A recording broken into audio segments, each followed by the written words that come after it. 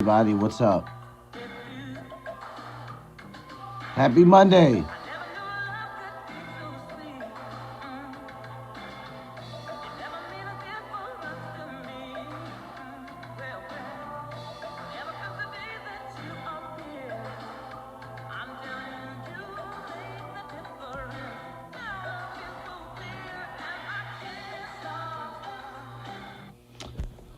All right, guys, let me check and make sure the live stream, everything's working out. What y'all know about that?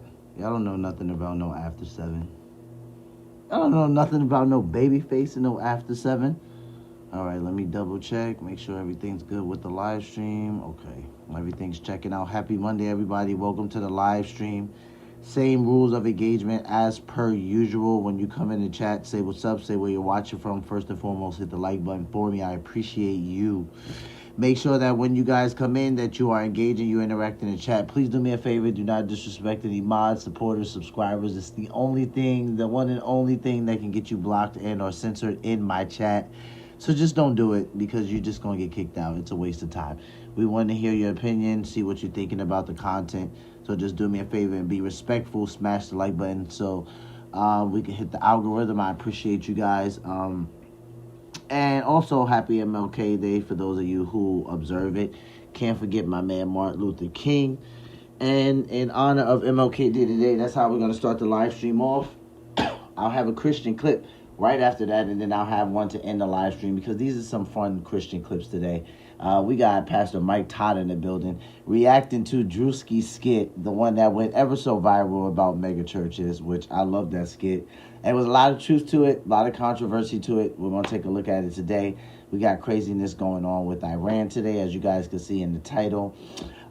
We got one African-American gentleman who's pretty prominent in the community saying that if MLK were alive today, he'd be a Republican, which I thought that was a pretty interesting take. I was like, all right, I think I'll bring that to the channel. So, yeah, super excited to be with you guys. You know we do this every single day except Sunday. So let's jump right in. Don't forget, guys, hit that like button for me. Say where you're watching from. Be interactive in the chat. Make sure you keep your comments short, respectful, cordial. Don't flag my AI mod because it'll kick you out and I can't override it. All right, guys, let's jump into the first clip.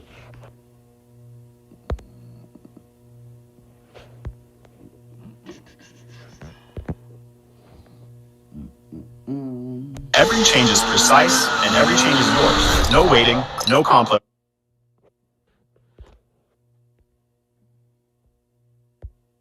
Prompting, just fast, focused edits. Tomorrow we're celebrating Dr. Martin Luther King Jr., a civil rights icon known for his dedication to nonviolent civil disobedience. From bus to boycotts to lunch counter sit-ins and crossing the Edmund Pettus Bridge, Dr. King was a visionary who set the American model for peaceful protesting. But our next guest says he wouldn't recognize today's Democratic Party. Joining us now is Leo Terrell, Senior Counsel to the Assistant Attorney General for Civil Rights and head of the DOJ's Task Force to Combat Anti-Semitism. Good morning, Leo. Hi, Lucas. Thanks for having me.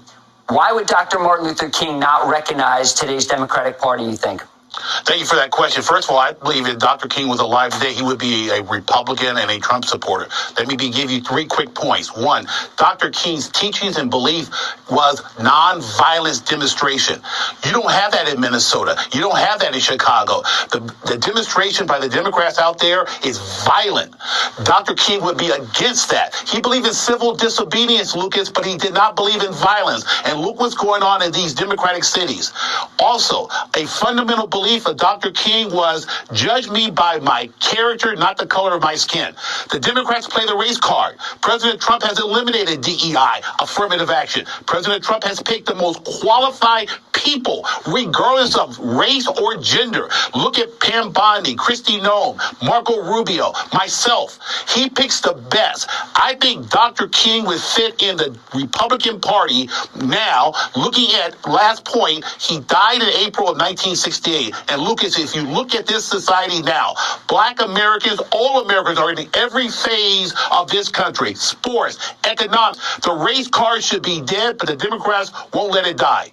A lot of those governors down south were Democrats, of course. It took Dwight D. Eisenhower to send in the 101st Airborne Division to get the Little Rock 9 into schools. Dr. King also said hate doesn't drive out hate. So what would his message be to today's protesters in Minneapolis, Leo? I think that Dr. King believed in peace, in negotiation. Remember, Dr. King received the Nobel Peace Prize. He did not believe in violence, and I think he would be very disappointed. We have a president who is also a peacemaker, a man who has 8 wars. So what I see a lot of similarities in what Dr. King is represented and what President Trump is doing. And remember, the Democratic Party in the 60s is gone. It was in the South, it was racist, segregated. Now the Democratic Party today is an extremist group. You look at what's going on in New York. You look at what's going on with the governor and the mayor of Minneapolis. The Republican Party is the party that represents all people, regardless, Lucas, of color, gender, national origin. Leo, thank you so much for being on this morning. Very important message for our viewers. Thank you for having me, Lucas. God bless you. I'm Steve Doocy. I'm Brian Kilmeade. And I'm Ainsley Earhart. Hey, shout out to Leo. I thought that was an interesting take there. So you got people that would vehemently argue against that and say, no, there's no way Dr. King would be a Republican today. But remember, he's saying compared to the Democrats of today, that he believes Dr. King would be a Republican. Here's one thing that I thought was very interesting when the news anchor said, Dr. King would say things like, you don't, hate doesn't drive out hate. And it's like they forget that at some point, there's a reverend in that name, at least for the most of his public ministry. And Dr. Martin Luther King, he believed in the word of God. He believed in not only just bringing it to the black community, but he believed in it for everybody. And you can hear that in a lot of his public speeches. It's funny because the way Romans chapter 12 begins, especially around verse 17, it says, do not repay anyone evil for evil. Be careful to do what is right in the eyes of everyone. So, the minute he said, hate doesn't push out hate. Hate doesn't push out hate. It reminded me of Romans 12:17 right away when I heard that. Like, yeah, of course, Dr. King, he was for that. I get some people will push back against this, but some of the things that the Democratic Party is supporting, especially today. And I'm not saying that like subscribe to a Democrat or subscribe to being a Republican. We're just talking about Dr. King here and what we see with the modern day parties. Some of the things, I'm just going to be honest with you, that the Democratic Party pushes and or believes in today, Dr. King would not support. There's just a lot of things that they got going on right now that when he was being very active within politics, the Democratic Party just simply did not stand for. So, you could take that or leave it where you want, but it is what it is. All right, let's move over to the next clip.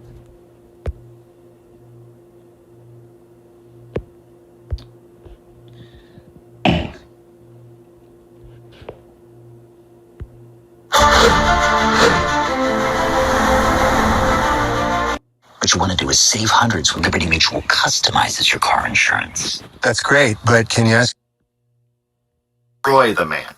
Namely, to... All right, shout out to Liberty Vote, a channel favorite over here. We react to him often on the channel. I appreciate him covering the FBI and the government's huge cover-up on how to destroy, or their sinister cover-up on how to destroy MLK. I'm not sure what prompted him to do this, but he did it in honor of Martin Luther King Day today, and I was like, shout out to him. So, yeah, Liberty Vote. He's a channel favorite. We react to him over here all the time. If you get a chance to see this, man, shout out to you. I appreciate you for doing this. All right, let's jump into this clip because he got some real good information in here.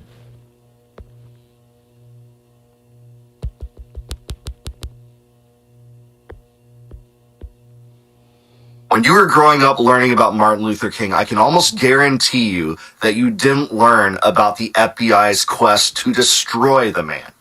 Namely, to wiretap him, shred his privacy rights and the Fourth Amendment in the process to try to convince him to commit suicide via a letter to him, and participated in a conspiracy to kill him. But the latter is exactly what a 1999 Memphis jury thought. So I want to get into that, the FBI's attempt to neutralize King, what led up to it, what we know about it, and what is still murky about the details regarding this. It's Martin Luther King Day, so let's just dive right in. So, first of all, I just want to talk about the backdrop leading into this. So, in 1964, Martin Luther King was preparing to receive the Nobel Prize, and he eventually did in Oslo in December of that year. But at that time, the FBI was in an all-out war with Martin Luther King, wiretapping him through a program called COINTELPRO. So what you had is an FBI director, J. Edgar Hoover, who specialized in blackmail and specialized in ruining the lives of dissidents. King wasn't the only one that they violated the rights of. They also did this to people like Stokely Carmichael, famous civil rights activist, and Malcolm X, actually. There were many more. There were attempts to infiltrate the Black Panthers, all sorts of things to try to, again, destroy the lives of dissidents that had the gall to say, hey, we think that there's a lot of treachery going on in government. It wasn't just related to civil rights, but also due to deep state atrocities and what was going on in Vietnam, etc., which was just ramping up at that time. We hadn't had, full-scale battles like you would have in the later 60s in Vietnam yet. But in November 1964, J. Edgar Hoover famously denounced King as the most notorious liar in the country. I think that distinction belongs much more to Hoover than King, by the way. The agency already had been wiretapping him for about a year, and like I said, they wiretapped other dissidents too.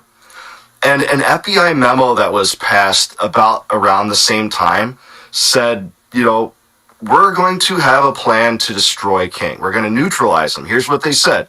Through counterintelligence, it should be possible to pinpoint potential troublemakers and neutralize them. Talking about King and people in his camp, even though the civil rights movement was fractured between more or less radical voices when it came to civil noncompliance versus violent resistance. If you know about that, you know a lot about the civil rights era, but they were lumping a lot of these people into the same group, and King was at the top of the mountain. He was the most notorious figure in the world. Well, what happened is days after Hoover attacked King, FBI Director William Sullivan, actually I think he was the deputy director, drafted the notorious letter to King. I'm going to show you it in a second, talk about some of its themes. He placed it in a package along with a tape recording that allegedly contained evidence of King's sexual indiscretions, which had been ascertained through the warrantless wiretapping. He handed the package to an agent to bring them to Miami, from which it was mailed to King in Atlanta. Now let's take a look at this note, and it's important to talk about this note. I'll put it into view here in a second. Is that this note was only divulged in 2014 due to the work of a... Here's one thing I could appreciate about Liberty. I could tell that he did his research, just simply because when he says between Hoover and King, that between the two, Hoover definitely would deserve, let's just say, the crown of, I don't know, what do I want to call it? I don't know. Like, there's a certain word I'm looking for here. I was going to go with a C word, but the crown of corruption. Yeah, let's say he said between the two of them, if one of them had to wear a crown of corruption, right, and I'm paraphrasing in my own way, it would be Hoover over MLK. So many people go in these people's history and they're thinking like, oh, well, I see something bad they did. Like, you people praise MLK or people like JFK because of this reason, and they go into these people's history as if they're not going to find something. Like, these men and these women are human beings. When you are celebrating someone in history, we're not celebrating all of the bad things JFK did or anything we could uncover in his past. Anything bad like Abraham Lincoln did or what we could uncover in his past, right? We're celebrating the good parts of them and how they attributed to American history and for the greater good. So I just think it's hilarious when people do that. But shout out to Liberty Vote for just putting that small punchline in there. But if it were between the two, Hoover would get it over King. Historian uncovering it. Prior to that, it was known about. The existence of the letter was known. Some of its themes weren't well known. And its existence had been uncovered during the church committee hearings in the 1970s. So what was known about it was, very ambiguous. It wasn't exactly known what was in this letter, what the FBI told King, who was the author, etc.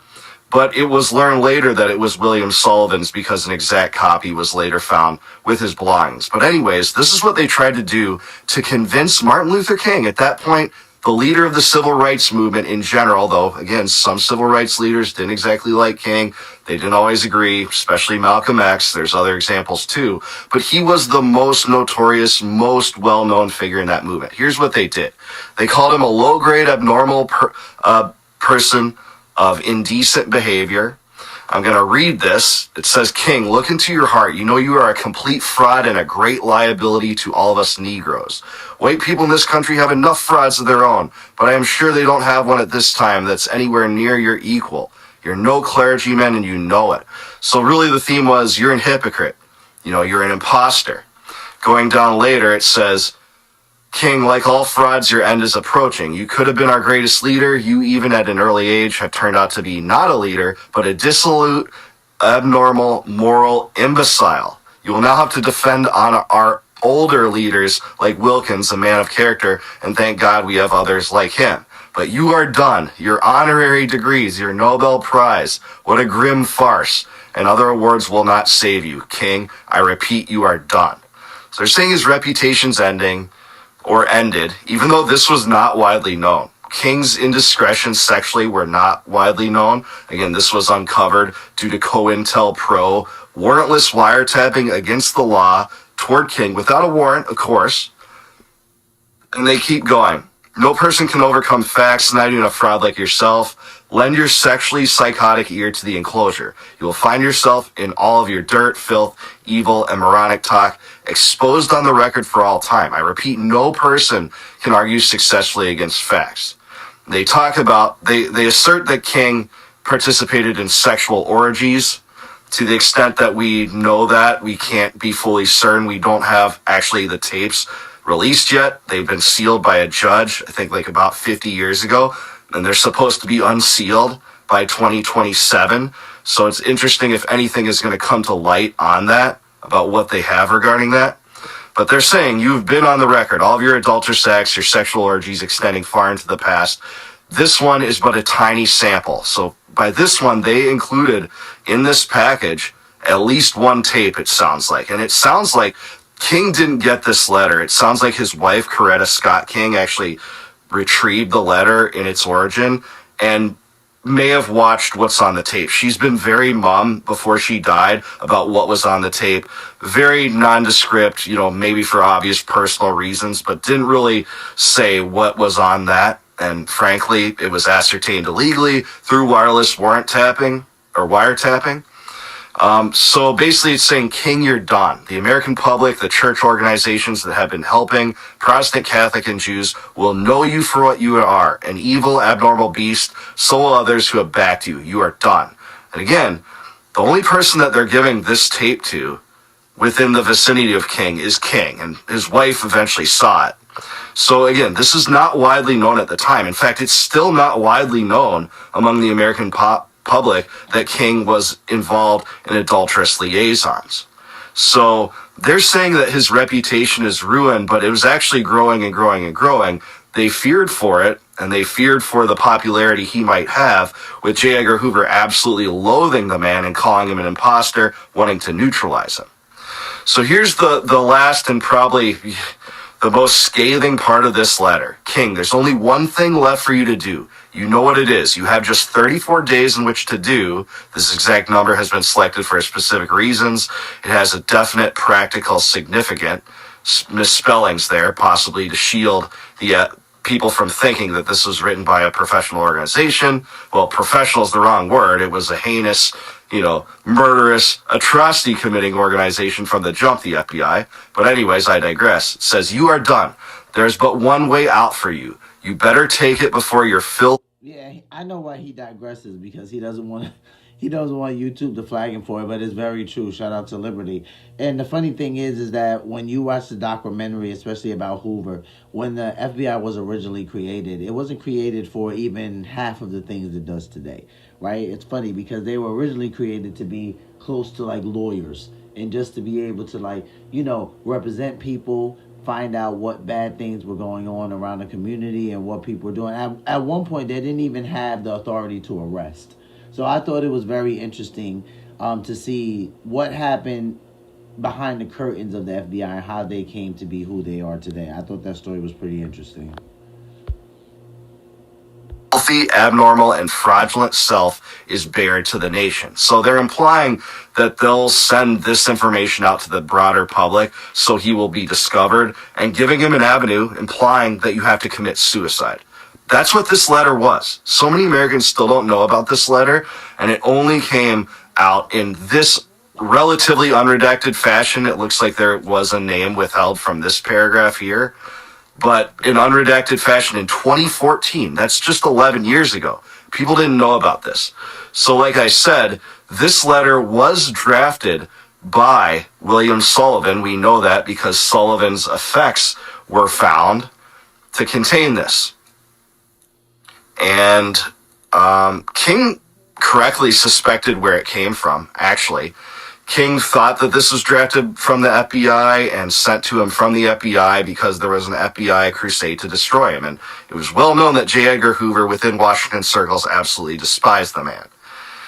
It was unearthed in 1975, but again, we didn't know the full contents until 2014.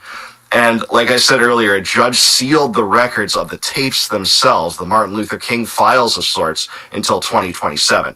Now, Trump did reveal some of what are called the MLK files earlier this year in unredacted fashion, but none of them contained anything regarding King's supposed adulterous liaisons. So if we get them there, I guess we'll have to wait to learn about the full extent of the agency's criminal behavior or what was in that tape or those tapes for people that are intrigued by that. Now, it's hard for me to believe that they're actually going to release this.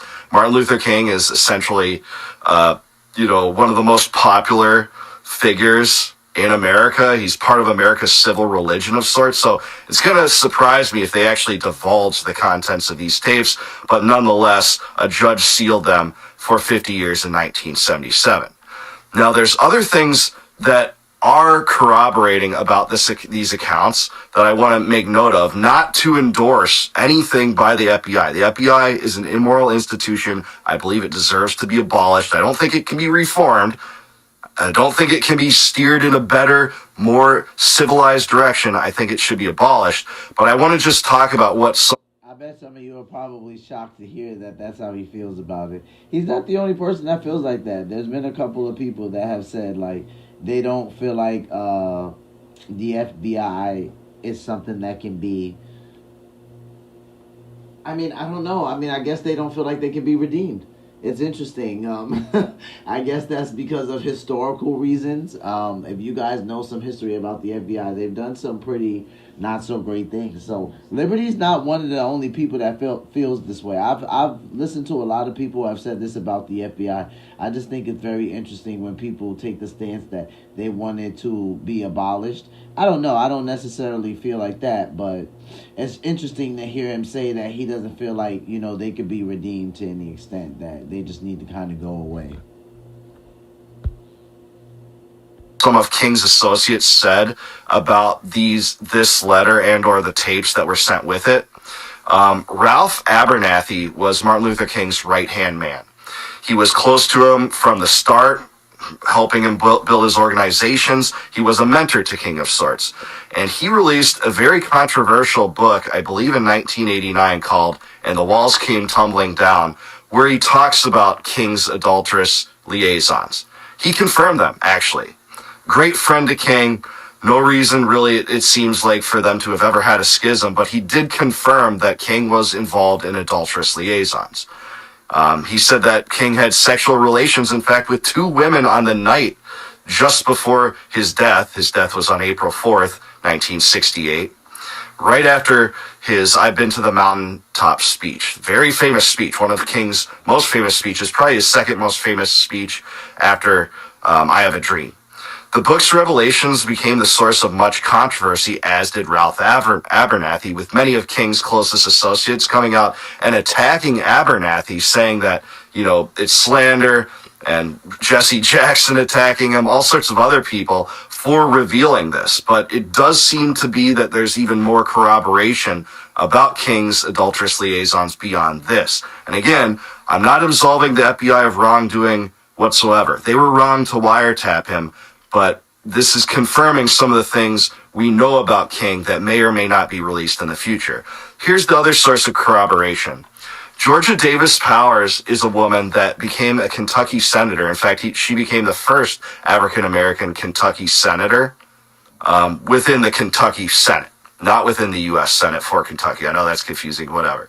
But she has said this in her own personal work that she had an affair with Martin Luther King. She said it in a book, I Shared the Dream, the Pride, the Passion, and Politics of the First Black Woman from Kentucky, where she divulged it. She said that she viewed Martin Luther King as a friend, a trusted confidant, and he was also a lover. She also wrote that she was in the Lorraine Hotel in Memphis, that's where Martin Luther King was shot, when he was assassinated. Though it is true that some of King's other associates questioned her account on that, it does seem that others do corroborate that she was in an adulterous liaison with King. This is interesting because a lot of King's historians, biographers, etc. I don't know. I'm not going to say I necessarily... Listen. Oh, man, this is a bad situation, but I'm going to just put it like this. Just because she said that happened, I'm not going to say that it did. I'm not. Especially if we don't have enough widely known information about this, and maybe different women are more well known to be associated with him than this particular woman. But I mean, it's easy to say something like that after someone's like already gone and they're not here anymore. Am I saying there's no possibility? Of course not. We already know some MLK's past, but I'm just saying, like, the way this is not widely known, I don't know how I feel about that. Throughout time have not necessarily confirmed this, but it was widely known amongst basically the historiography of King that King had infidelities, if not physically. It was an infidelity of the mind, meaning that he had long calls with women that he was attracted to, etc. They actually bring this out in the movie Selma, if you've ever seen that. And I give that movie credit for doing that because despite how much adulation and praise King had, just like all of us, he was a real person. He was a conflicted person. He wasn't perfect. None of us are perfect. And they actually, I think, brought that to light pretty well in the movie, even. Yeah, I thought they did well with that in Selma. Like, they wasn't too explicit or too disrespectful about it. But I did think that they gave us a window, a peek into a window. They painted a decent picture about just how he was a flawed individual. But when you go back in history and we see the movies about some of, the greatest men in America, we see that across the board, don't we? They all were conflicted to some extent, men and women. So that's just something that comes with our human nature. All right, guys, so I'm going to go over to now the next clip of the live stream where we're going to look at some things going on in Iran. I want you guys to go over to Liberty Volt's channel and watch the rest of that clip. I think he did a great job in commemoration of MLK Day, so shout out to him. All right, let's jump over to the Iran clip.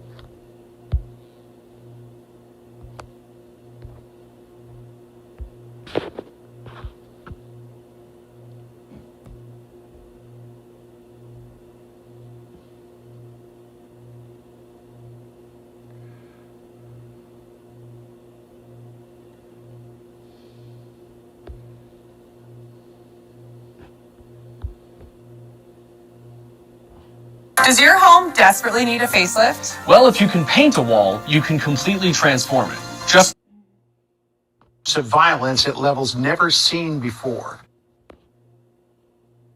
And as the president keeps his eyes locked on Greenland, we are learning new details about the staggering death toll from protests in Iran. Let's bring in Felice Friedson. She is the president and CEO of the Media Line. She has reported extensively on the Middle East from her perch in Jerusalem. Felice, great to see you here. Good to meet you in person for the first time. Don, and unfortunately under very difficult times. Indeed. Feels like I've known you forever, though. So the death toll in Iran. Here's what the human rights activist news agency said. 3,919 people have been killed, while 8,949 additional deaths are still under investigation by HRANA. Additionally, 2,109 people have been severely injured. The number of confirmed detainees has reached 24,669. Other reports, though, put the number of people killed far higher. What do you know? Well, it's very difficult to ascertain what's really happening on the ground. I'm speaking to many people who are protesting through VPN lines, and it's hard to gauge. We hear from human rights groups that are coming out that people have been detained, people have been beaten, people have been sexually assaulted. There's actually a report we have today from a Kurdish human rights network stating that a child was sexually assaulted, and that also there were many, many people that they can't find. So we're dealing with a situation with a blackout, of course, right now, not knowing what's really happening on the ground. That's just so sad. I was like, man, people not being able to be found, children being sexually assaulted. I'm like, come on, man, this got to stop now.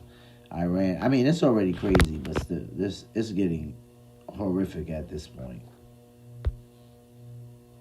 As much as we think we can get, that is all we are hearing from multiple groups at the moment, and I think any network will tell you that. So President Trump threatened action against the Iranian regime if they kept killing protesters. He seemed to dial that back a bit last week. But then over the weekend, he stepped it back up again, saying this, quote, "It's time to look for new leadership in Iran. What he, Khamenei, is guilty of as the leader of a country is the complete destruction of the country and the use of violence at levels never seen before." Do you believe that the president saying time for regime change in Iran might help to fuel the protesters who are going on the streets? I think the people in Iran, the one thing that they want is President Trump to intervene. Mm-hmm. We're hearing that over and over. They've really put their lives on the line this time. Remember, it's been many years since 1979 with protests, one after the other from 1999 till now. Let's not forget Masha Amini and what happened to her, how she was brutally killed just for morality issues, just for wearing a hijab. We have to, this is a very serious issue when you think about it. But now you had millions on the street. And it's the time, it's now or never. And that is the reality. Yeah, and then there's also Masih Alinejad. Assassins were sent to kill her in her New York City place. And she was just appearing before the United Nations last week. But we're not sure the executions have stopped, John, and that's the reality. Right, but the president said he believes that they forestalled 800 hangings, but, I mean, how do you really know at this point? So the president is still considering military action against Iran. The USS Abraham Lincoln Carrier Strike Group is steaming. Last time I saw it, it was somewhere near Java in Indonesia. It'll still take a few days to get there.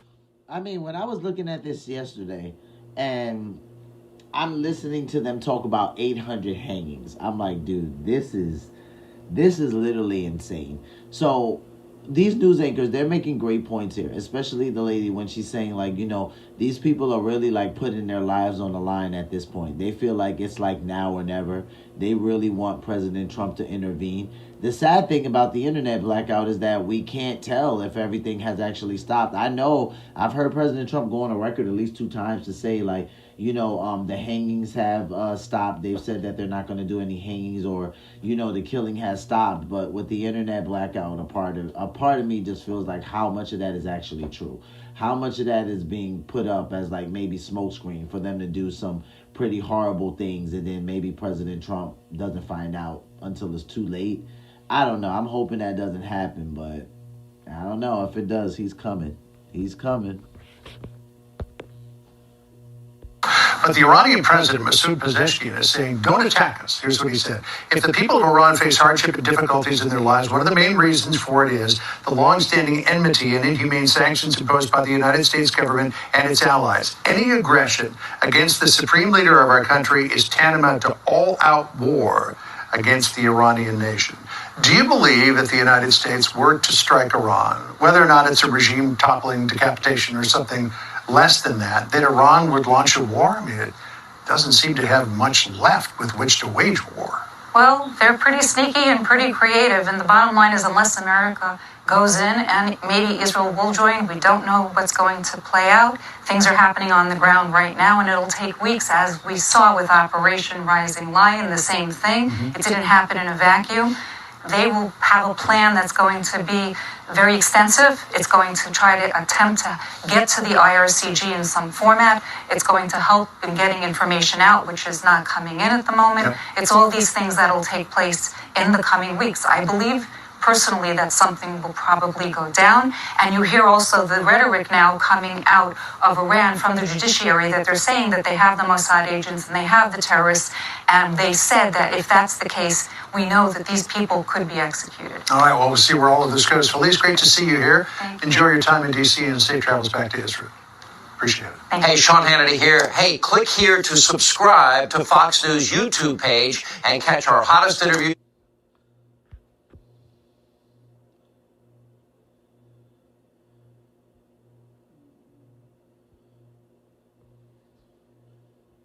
Switch to TurboTax. File free in the app by 2/28. 100% free. Now this is Texas. You're going to feel your life change forever. Just kidding. 1 gummy, you're going to feel chill and mellow. 2 gummy. Media followed a slew of X posts where he falsely claimed the U.S. orchestrated. All right, it is 9 minutes after the top of the hour, and the president of Iran is warning the United States that any attacks on their supreme leader could constitute an all-out war, as President Trump calls for an end to the Ayatollah's reign. So Chief Foreign Correspondent Trey Ying's all over this. He joins us from Tel Aviv with the latest. Hey, Trey. Yeah, hey guys, good morning. Over the weekend, Iran's supreme leader continued to attack President Trump and the United States of America. The Ayatollah Khamenei addressed a crowd on Saturday that was chanting death to America and death to Israel as he called President Trump a criminal. The remarks, which were broadcast on state-controlled media, followed a slew of X posts where he falsely claimed the U.S. orchestrated the mass killing and chaos in Iran. We consider the U.S. president a criminal for the casualties, damages, and the slander he inflicted on the Iranian nation. In an interview with Politico, President Trump responded saying it's time to look for new leadership in Iran. And on Sunday, Iran's President Masoud Pezeshkian warned that any aggression Nation. In an interview with Politico, President Trump responded saying it's time to look for new leadership in Iran. And on Sunday, Iran's President Masoud Pezeshkian warned that any aggression against the supreme leader would be considered an all-out war. As the country's leadership is discussing more about the protests, new video provided to Fox News by a source in Tehran shows Iranians gathered outside of a morgue demanding answers. All right, you can see President Trump said the best decision he ever made was, what did I say, to not hang more than 800 people two days ago? First of all, Ayatollah, are you good, bro? Like, are you good? 800 people? Yeah, like, Trump's going to get pissed off, and you know what's going to happen. That's why they're saying any attack on our leader. What some of you might be wondering, well, what kind of attack are they talking about? They going to get got.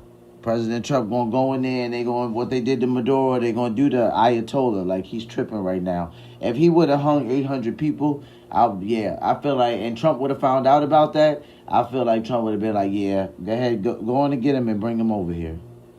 That's crazy. My man Trump is playing chess with bodies. That's hilarious. About their loved ones. The Iranian regime is now admitting at least 5,000 people were killed during these demonstrations. The true number is likely much higher and could be in the tens of thousands, according to some estimates. Another source in the predominantly Kurdish Iranian city of Kermanshah told Fox News that he saw bodies in the streets and that security forces came and took some of the bodies away. Around the world, protests and vigils have been held for those Iranians who were killed and the thousands that remain imprisoned following the crackdown. The message here is keep pressure on Iran, and what's really important is, as the vigil tonight is calling for, is all political prisoners need to be free. So President Trump should set that as a new red line to have the Iranian regime release 50,000 protesters, peaceful protesters that were arrested by the regime. So we're asking the White House, keep the pressure on Iran. Here in Israel, the military and political echelons continue to hold consultations about the possibility of war with Iran. Guys, back to you. So Trey, the death toll you kind of indicated is higher than listed. I've heard 16,500. I've heard 300,000 have been hurt. What numbers are you getting? Yeah, the death toll is far higher than we even know. The Iranians themselves are admitting 5,000 killed amid these demonstrations. Human rights organizations say the number could be north of 12 or even 16,000. The issue here is an internet blackout, making it incredibly difficult to get information on the ground in Iran. I've been speaking with Iranians who are using Starlink satellite uplinks, and they say that they have seen hundreds killed in their cities. Kermanshah in the predominantly Kurdish area of Iran. Further south. So they're having that internet blackout. So Starlink, they're using Elon's thing to still communicate some way, some form. Shout out to I've Got Stones in the chat. He said almost 20K kills so far. Yeah, those are the numbers that I heard too. He said they did themselves in when they held up a photo from the Butler assassination attempt and said we won't miss this time. They're done for. The world will see. Bro, it's a wrap.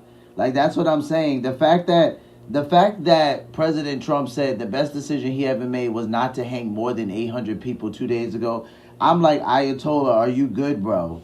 Like, how 800 people? Yeah, like at that point, honestly, like if President Trump went in there and got him, I wouldn't care. Like, I wouldn't even care. Like, people are sitting there saying, oh, I can't believe he's going to other countries and taking pictures. I don't care. When they're doing treacherous, horrific stuff like that, that's a crazy leader. Yeah, regime change. That's crazy.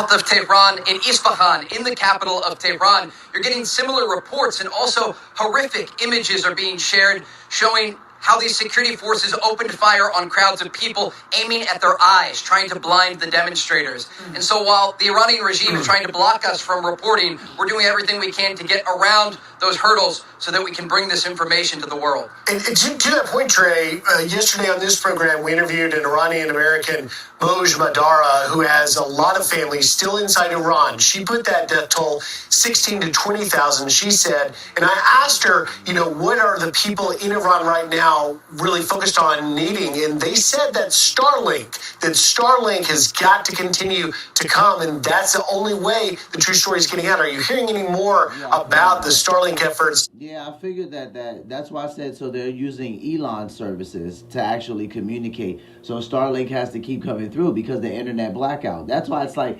I don't even know if I trust, I don't trust Ayatollah. That's trust in him in the same sentence is insane. But the fact that he told President Trump, I'm not going to hang more than 800 people. And then, he's admitted that thousands and thousands of protesters have been killed. But then, I'm stopping. I'm like, bro, it's an internet blackout. I don't trust this guy.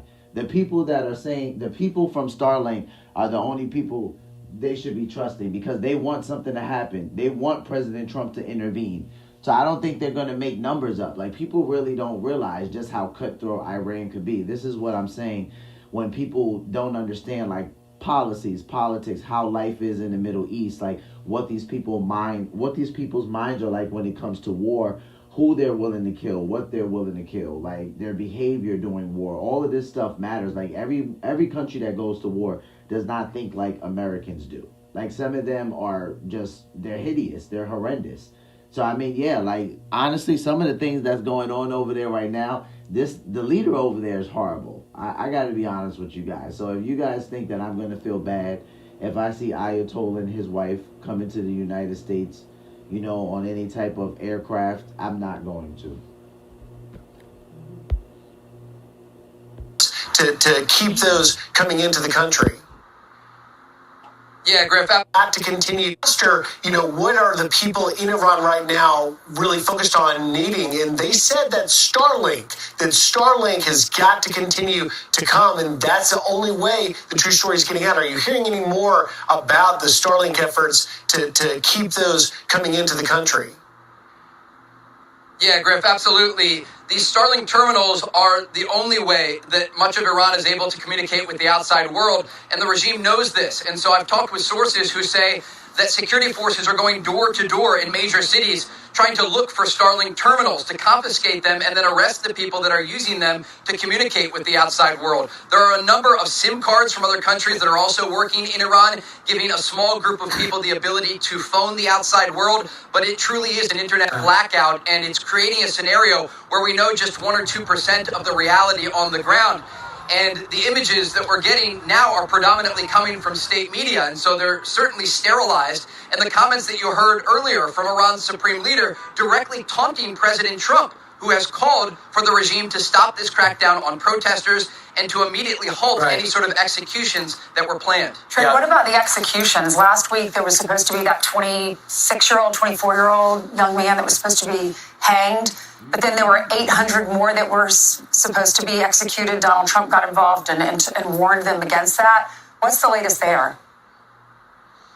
What we understand right now is that that was a temporary measure to stop these executions in Iran, and it's something the Trump administration is going to have to watch closely, understanding that the Iranian regime has a long history of executing political prisoners, executing people without trial. And that is the concern of the thousands of Iranian protesters who were taken to these prisons and jails across the country. This is what I'm trying to say. Other countries, they don't all think like America. It's not like in other countries, you're always given a fair trial. If anything, most of the time you're not. So this is what he's saying. Like, Iran has a history of doing this with political protesters. Like, they off them. This is normal for them to do. That's why these numbers that we're seeing and we're hearing about, this is not surprising. It's just that now the information is being put out there. But this is historically, this is normal for Iran to do. So yeah, when they say they're going to hang that 24-year-old man, that's why I'm like, I don't know if I trust that the guy's still alive. Like, do we have proof of life? Did President Trump ask for that? Clearly, he can't ask for that for over 800 people. But I mean, at least for the 24, 26-year-old guy, he can. Because I don't know if Ayatollah, he's ruthless. I'm telling you, like, we're out here thinking like this guy thinks like somebody in President Trump's cabinet, and we're far off from that. He doesn't think like that. The country, that they could be killed at a later date once international attention shifts away from Iran. So the message that we're receiving from not only Iranian demonstrators, but also the Iranian diaspora around the world is to continue speaking about Iran over concern not just of those who were killed, but also those who remain in Iranian prisons. Yeah, I thought that 24-year-old was beaten to death in prison. That's a report I had heard. We also know that David Barnea, who's head of Mossad, is now in Florida, meeting with Steve Witkoff and others. So real quick, Trey, why do you think Netanyahu went public and said, we really don't think the president has a long history of executing political prisoners, executing people without trial. And that is the concern of the thousands of Iranian protesters who were taken to these prisons and jails across the country, that they could be killed at a later date once international attention shifts away from Iran. So the message that we're receiving from not only Iranian... You see what I mean? Like, they could be killed at a later date once the national attention shifts from Iran. That's why I'm like, dude, like, people don't understand the people that... They don't understand the leaders that Trump's dealing with. This is why, like, people feel some type of way about Venezuela, and then they're getting mad about Iran, and they're like, well, Trump said there wouldn't be no wars, and now he's kidnapping people. And I'm like, bro, he's not kidnapping countries' popes. Like, these people are ruthless people. These people are people that if you were in front of them, like, it didn't matter. It wouldn't matter if you said the name of Jesus or what you begged them to do. Like, they would literally just cut your head off. They just kill you without even blinking or thinking twice about it, right? That's why you got people in the chat like, Stillwell Joshua said, it's kind of effed up. Yeah, like, to say the least, because it's like we don't experience things like that in America. Like, you know, you protest in America, you're bound to, you might serve a little bit of time depending on what you do. You could get out with just fines and things like that. Iran has a history of, like, if you are a political protester in that country, there's a good chance that you're going to die. Like, the day you get arrested, your family's never going to see you again. We don't experience things like that in America. So that's why we have to be careful when we're bad talking our president, because we think like, well, he doesn't have a right to go in a country and just take a world leader. I think he does if the world leader's crappy. I mean, you want to, I don't even know if this is the same kid we're talking about that they said the 24-year-old got beat to death. So he doesn't get hung, but he goes to a prison where they make sure he gets killed anyway. That's what I'm saying. I'm like, this is not a world leader that I don't think anyone's going to cry about if he gets kidnapped or if President Trump brings him to jail over here. Demonstrators, but also the Iranian diaspora around the world, is to continue speaking about Iran over concern not just of those who were killed, but also those who remain in Iranian prisons. Yeah, I thought that 24-year-old was beaten to death in prison. That's a report I had heard. We also know that David Barnea, who's head of Mossad, is now in Florida, meeting with Steve Witkoff and others. So real quick, Trey, why do you think Netanyahu went public and said, we really don't think the president should act now? Why do you think he tried to make sure the president didn't act? There are a couple things to consider here, but when you look to last summer during June of 2025, there was a 12-day war between Israel and Iran, and we were reporting here on the ground in the Middle East amid that incoming ballistic missile fire. Around half of the missiles that were shot down were actually shot down by U.S. vessels and air defense systems who were helping the Israelis to ensure that their airspace was clear amid this incoming attack. And so that's one of a number of reasons why the Israelis may have asked for a delay in a possible strike on Iran, understanding that if this leads to an all-out war, the Israelis are going to need the assistance of the United States. All right, Trey, thanks. Trey, thank you very much. The Trump administration decided against the military intervention because the Israeli government and their counterparts told them not to do that. But Donald Trump did say he will take strong actions if the Iranian government begins executing those protesters. Here's the governor of Pennsylvania, Josh Shapiro. More broadly, as a Jewish leader yourself, are you surprised that we're not seeing more demonstrations in support of Iranian people, for instance, trying to liberate themselves from this oppressive regime, like we saw with protesters rallying for Palestine when Israel was being accused of genocide? I don't think it matters that I'm Jewish when I say this. I think what matters is that we should all stand up and acknowledge the extraordinary bravery that we're seeing from the Iranian people who are taking to the streets, knowing that their lives could be cut short by this repressive regime who are out killing these protesters. I think it is extraordinary what we're seeing in Iran. So, interesting, he's on a book tour. He is talking about that. There are a few things where he overlaps with the president. That seems to be one of them. But what a great point Jackie had.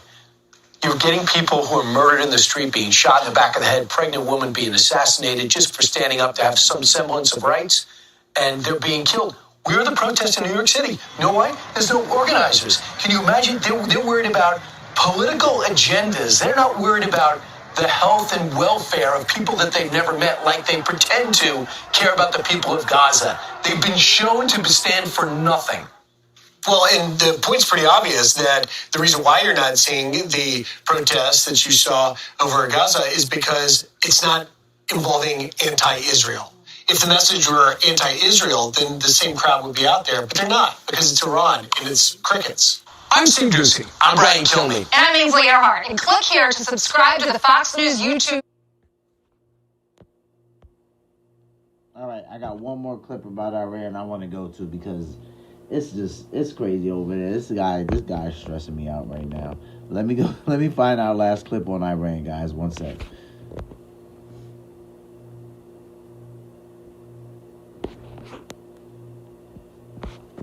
Which one is it?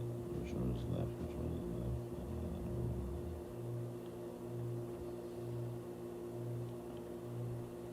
This one.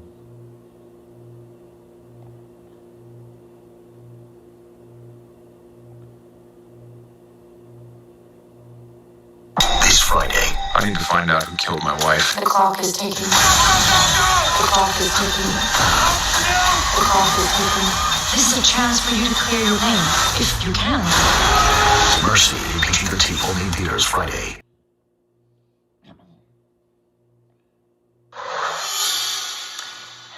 There were 100 cars involved in this massive pileup in Michigan. Happened on I-96 near Grand Rapids this morning. Fox Weather reports that it took place in the middle of this heavy lake effect snowstorm. Very high winds at the time as well that sent these cars and trucks into each other in a very, very difficult morning commute today. Thankfully, if there's good news in this, and indeed there is, it was that no one was killed. No one lost their lives in these accidents. There were some minor injuries, and we hope they're all doing well. So let's go back to Iran here for a moment. Now the leadership has admitted that thousands of people were killed in the bloody crackdown on protesters in the streets of Iran. Some estimates by human rights organizations, some of the activists say that. Man, I'm not gonna lie, that 100 car pileup in Michigan looks crazy. Okay, so here's the thing about Iran, right? The fact that Ayatollah is willing to admit that thousands have been killed, right? Now, granted, there are people out there using Starlink to report, so it's probably coming from other sources as well. This in itself, right? Because we're talking about political protesters, right? This in itself is what's disgusting to me. But let's keep watching. They believe the number is north of 12,000. The Ayatollah blaming the United States and calling President Trump a criminal. Chief Foreign Correspondent Trey Yinks reporting live from Tel Aviv. Hi, Trey.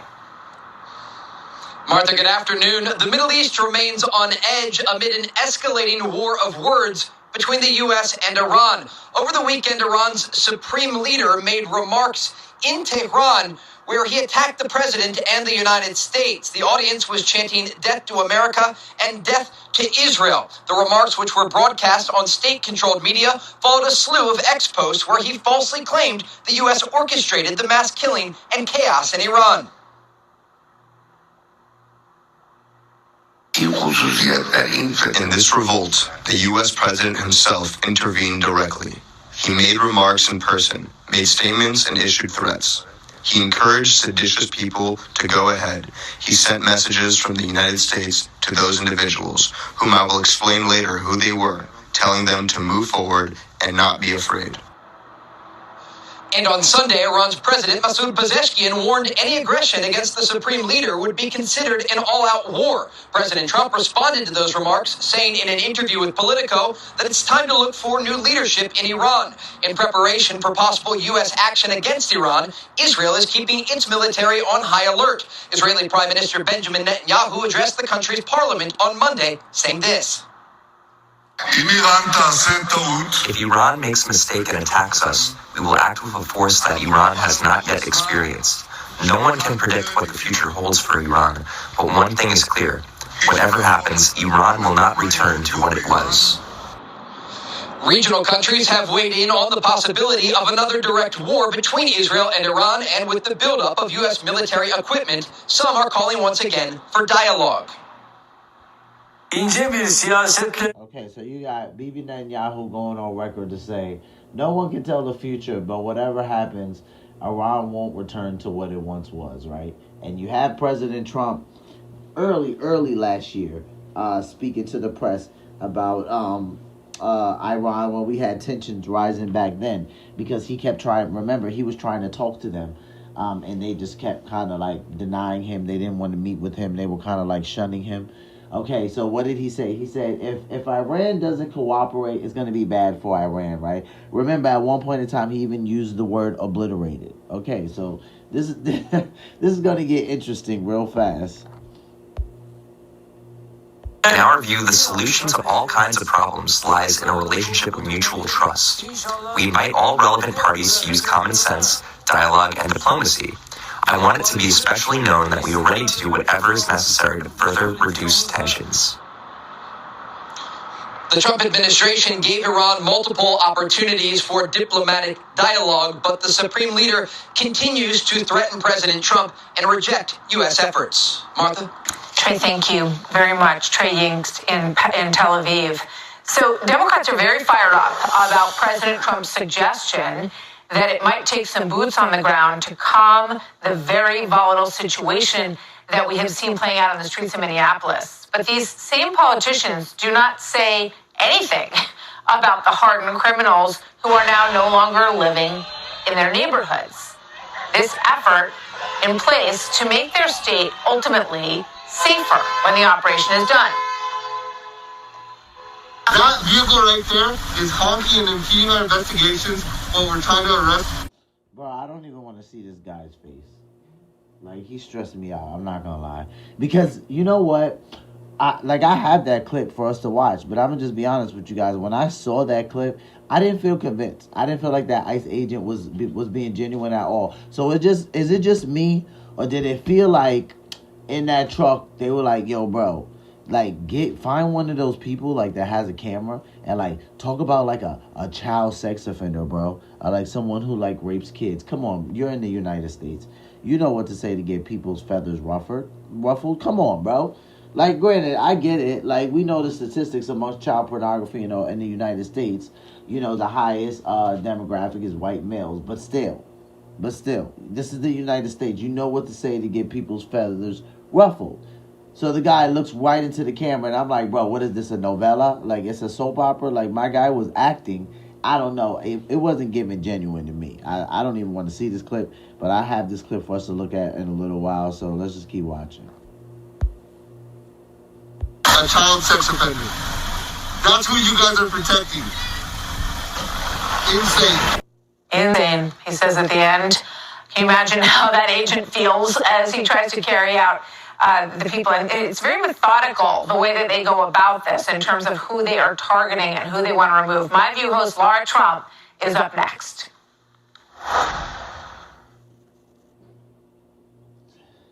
Look, for 49 years, traveling the earth and working with some of the greatest athletes in the history of the world.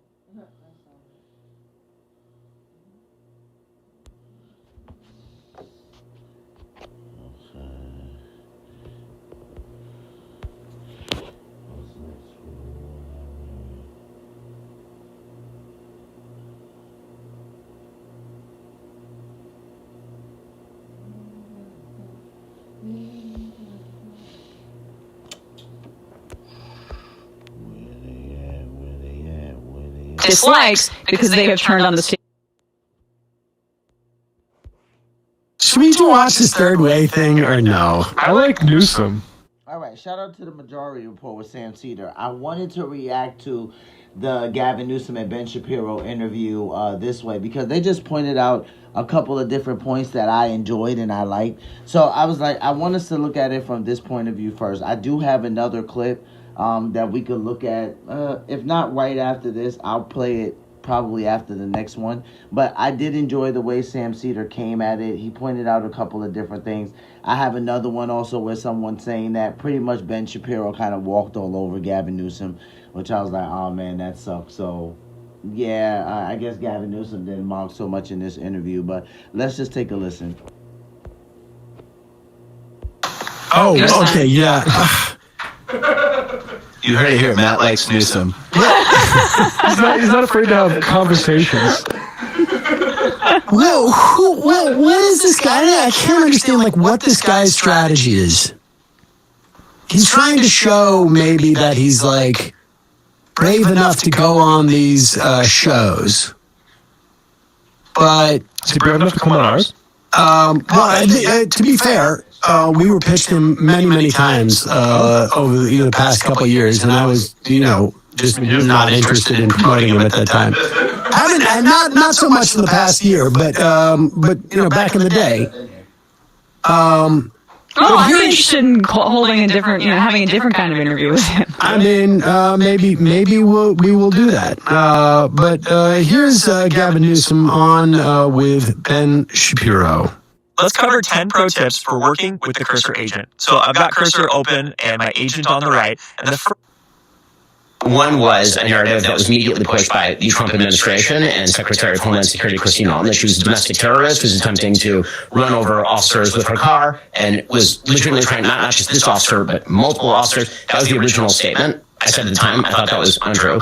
And then your press office tweeted out that it was state-sponsored terrorism, which, I mean... Governor, I was going to ask you about that. Yeah. That sort of thing makes our politics worse. Yeah. Pause for a second. Okay, this idea of making our politics worse. Decorum? What?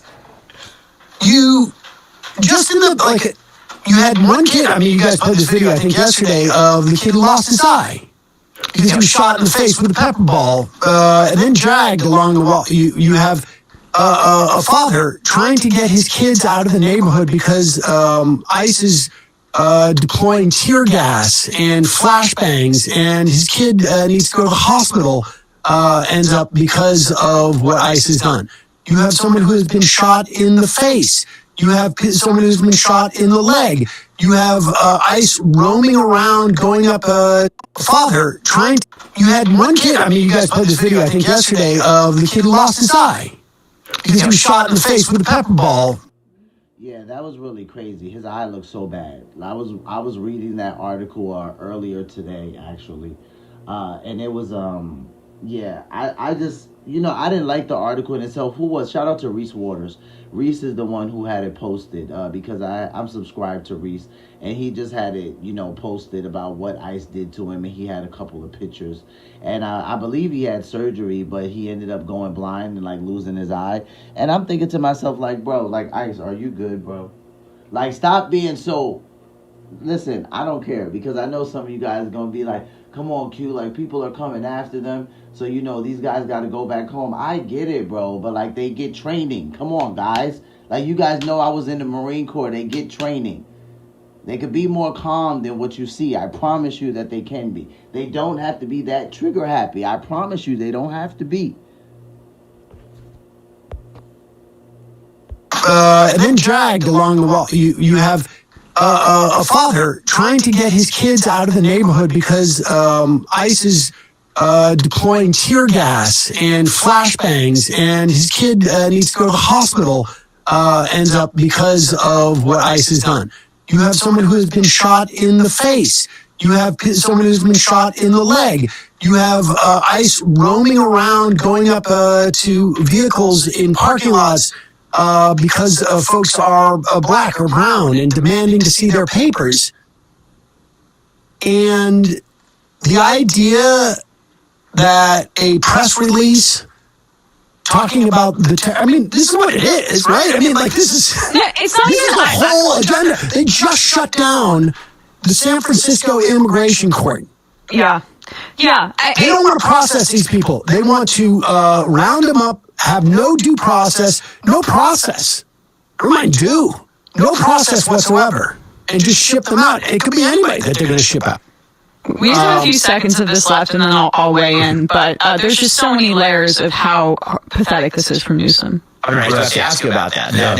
That sort of thing makes our politics worse. Yeah. And it does. Yeah. And our ICE officers obviously are not terrorists. Yeah. A tragic situation is not state-sponsored terrorism. Yeah. Pause it again. I'm sorry. I know we were trying to get through this. We're going to have to go through it again. I'm sorry. But is it obvious they're not terrorists? We don't know who they are. We know for a fact that they... So Sam Cedar points out the point, like he's listening to the interview, and Sam Cedar points out, is it obvious that they're not terrorists? Because Ben Shapiro's going down a list of saying things like, our ICE agents are obviously not terrorists. Basically going down a list condemning the things that Gavin Newsom has said historically about ICE. And Gavin Newsom is just kind of sitting there, saying like, like basically just agreeing with everything that Ben Shapiro is saying. So I think that that's absolutely hilarious. Hide their identities to the public, and we also now know that getting hired by ICE it's virtually impossible to not get prevented from being hired by ICE. We have that story from Slate where this woman, she applied for to ICE. They did none of the supposed background checks, none of the vetting, none of it. Well, I object to the term terrorism more broadly, given like what we have seen that term be used to license, whether it be the genocide in Gaza, whether it be the crackdown on dissent here domestically. But can you just scroll up to the way that they caption this, the Daily Wire, just the first line here?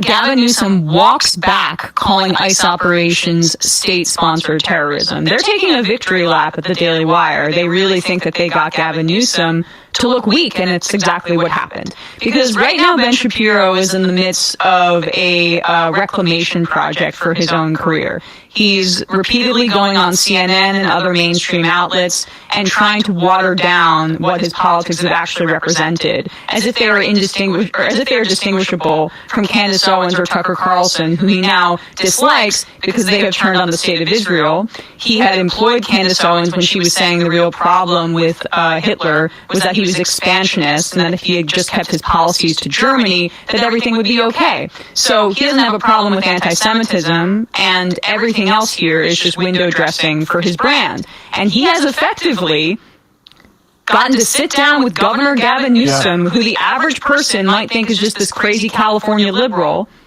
and made him retreat from a position, making Shapiro look like the moderate.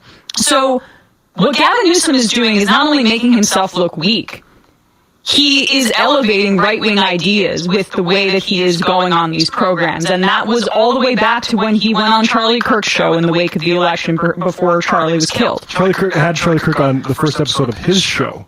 Yes. And so, like, I don't know exactly what Gavin Newsom thinks he's doing here, but he's not doing anything to benefit him, as we see the public opinion within the Democratic Party shift to eventually the majority opinion is going to be about abolishing this agency.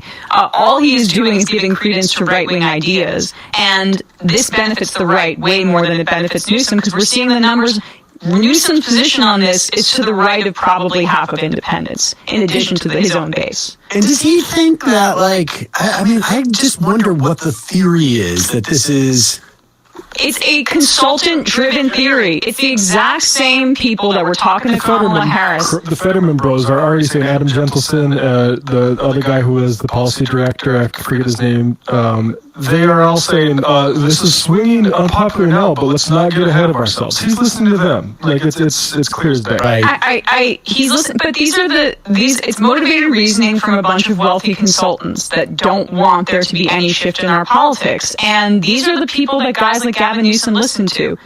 this clip is so indicative that he's not connected to the people, and this is being driven by by focus testing and what wealthy people think is the center of the country. I mean, and let's just address the actual, like, whether it's terrorism or not. It's political performance of the state's monopoly on violence, what ICE is doing, and it's for political reasons. It is not for public safety. If Gavin Newsome wants to suggest that this is for public safety, he can come on this show and do it, because that's a fucking joke. We've had enough of these guys since Renee Good was shot in the face 3 times by a guy who argued with his family about the Proud Boys and white nationalism, that other guys have said, you didn't learn a lesson from that? Like, it is terrorism. That's definitionally, right? I mean, learn from the violence, change your politics, change what you're doing here. I mean, that's, it's definitionally.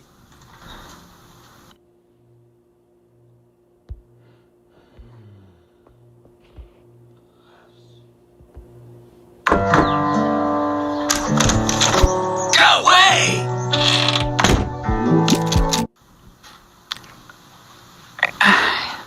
Yeah. I mean, fair enough. It's just, the history of it using is like, fun. Oh, and but the other thing this is all KKK stuff. It really is. Yeah, but the way that, also, to point this out, this is why we were skeptical about his, like, social media activity, Gavin Newsome, in the wake of, like, Trump's inauguration. There were very few people that were trolling or pushing back on Trump on the Democratic Party. And there was this rush to give Gavin Newsome all this credit because he has some teenagers that are online or young people that work for his social media campaign that are good at dunking on Republicans. But this is him literally showing that he has no connection to whatever his online presence is here, walking back the statement from his own communications. Same people who have been basically giving him all the nice attention. Exactly. So, this guy, we're talking about the Wizard of Oz. I mean, his public social media presence, however online he is, God, he might know who, I don't even know a streamer, Aiden Ross is. Whoa! Through his kid. I mean, through his kid who likes Charlie Kirk or whatever.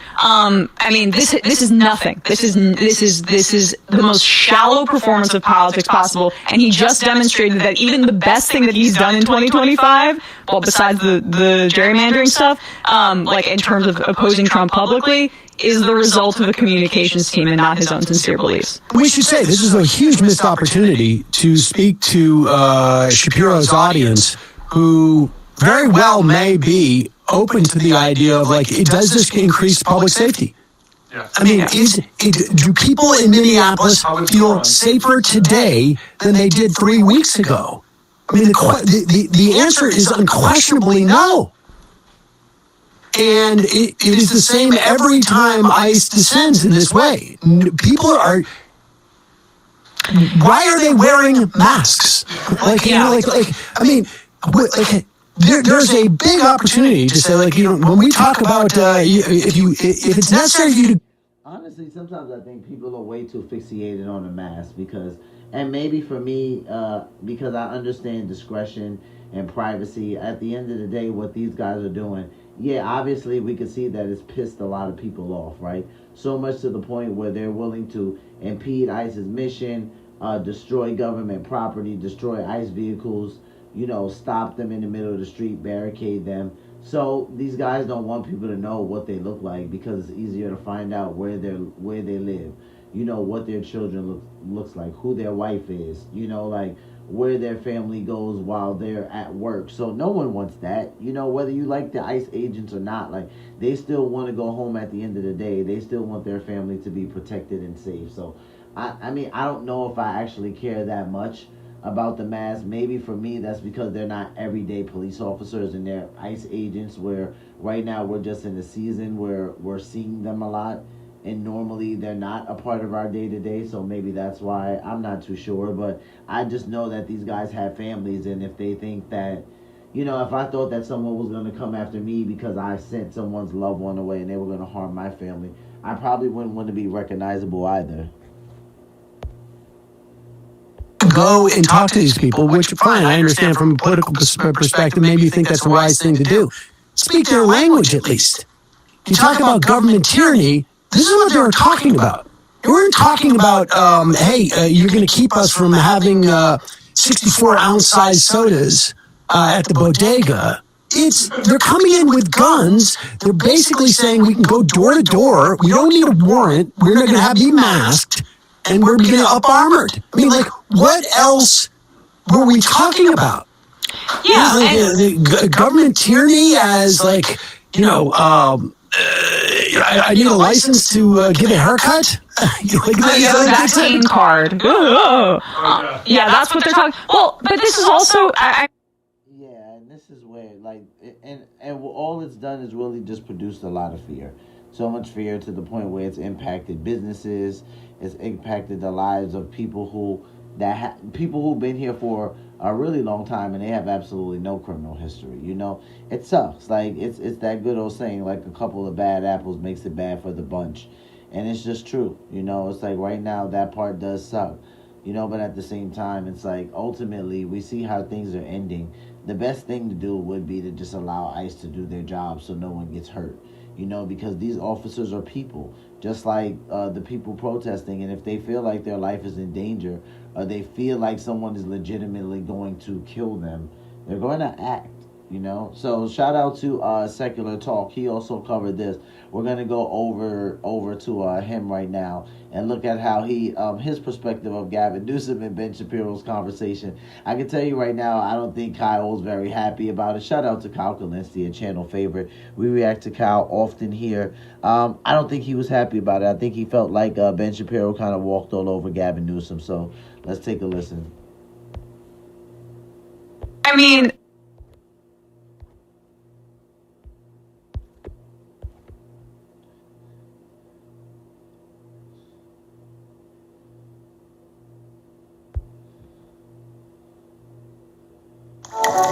Imagine if you could clean your retainer at the touch of a button. Our team of top product engineers knew.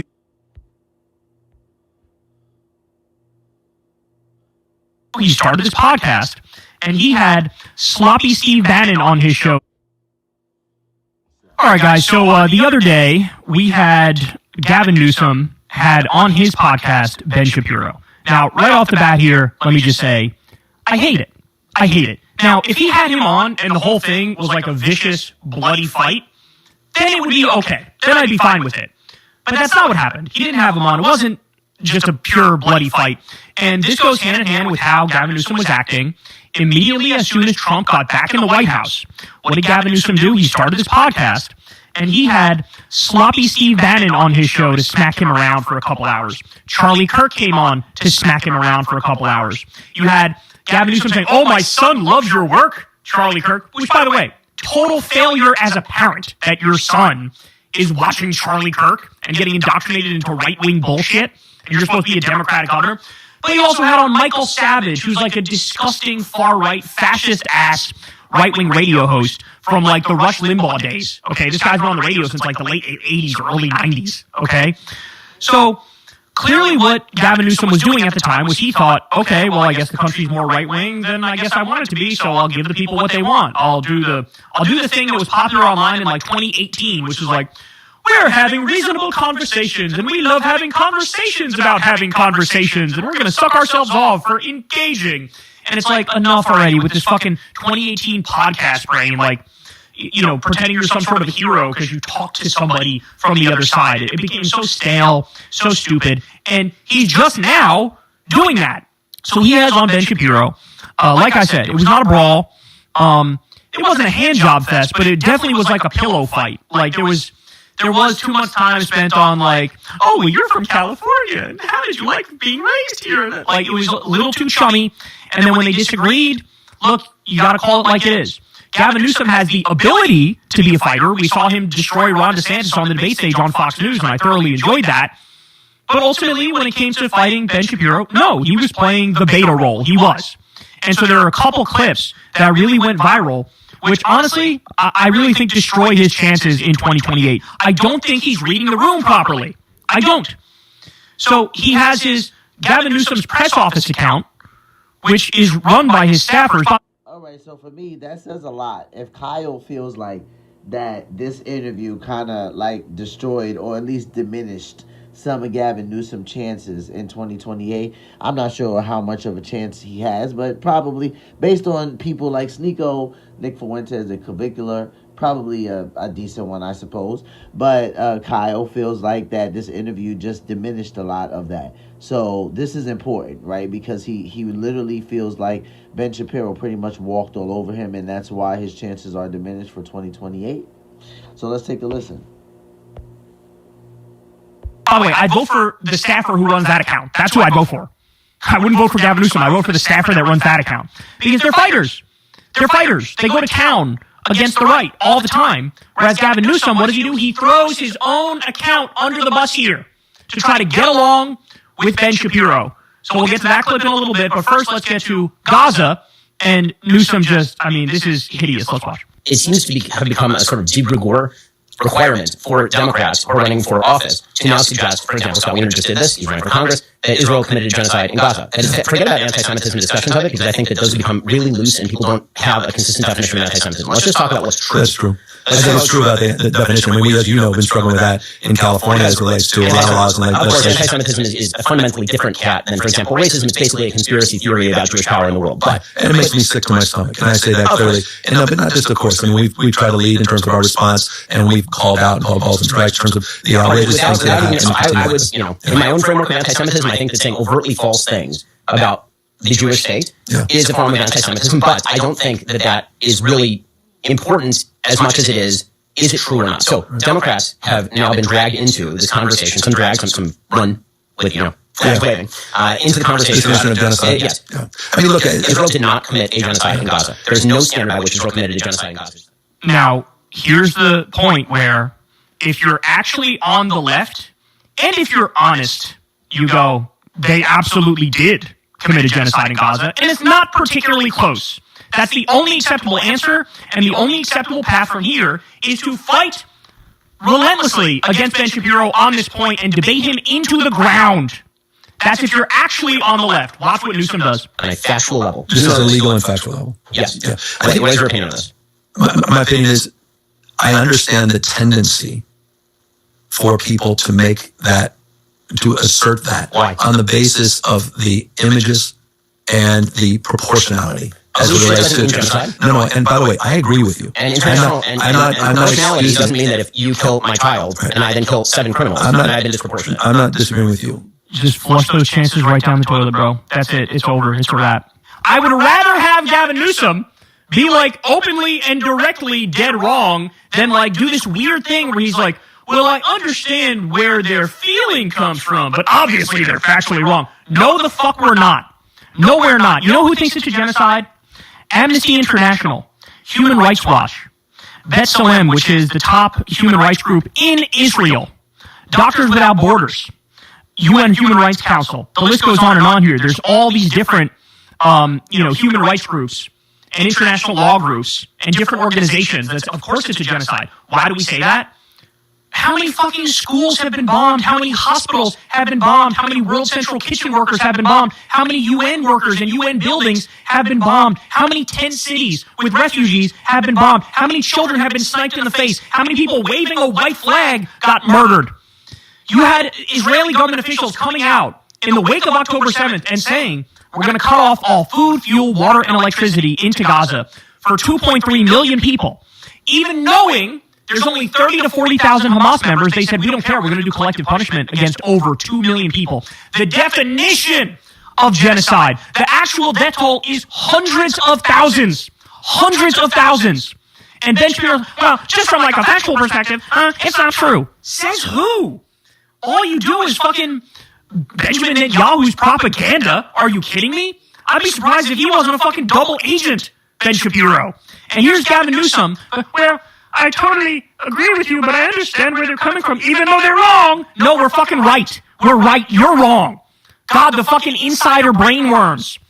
The Israel lobby insider establishment brainworms. We're sick of it. We're done with this. We're about the worst atrocity in our fucking lifetimes unfolded on a live stream in 4K, and you assholes are fucking gaslighting us as if it didn't happen. But I understand that tendency on the basis of trying to reconcile the proportionate nature of how the war was ultimately conducted. I was asking, why do you feel the need to create a permission structure for that sort of stuff. I mean, meaning it's not true. Why not just... I despise this weaselly little twerp, this wretched, repulsive, weaselly little twerp who has fully dehumanized innocent Palestinians. It's that old tweet of him saying, Israelis build shit, Palestinians live in sewage and bomb crap or something like that. This is how he thinks. He is a supremacist. Understand that. He is a Zionist supremacist. That's what he is. To say it's not true. Yeah, look, I don't know the definition. I don't know the legal threshold. That's not my opinion, so I don't share that opinion as it relates to genocide. I do not agree with that notion. You don't understand that. Now, notice what's happening here. He backs away, and Ben Shapiro's still fucking on his ass. Why would you even say you understand where they're coming from? How dare you say you understand where they're coming from? What are you talking about? What's wrong with you? And he's like, I agree, there was definitely no genocide. I agree. What is this? What is this, Gavin Newsome? God damn it, you're not going to fucking represent us. So many people reacted like this because they felt like that Ben Shapiro literally just walked him.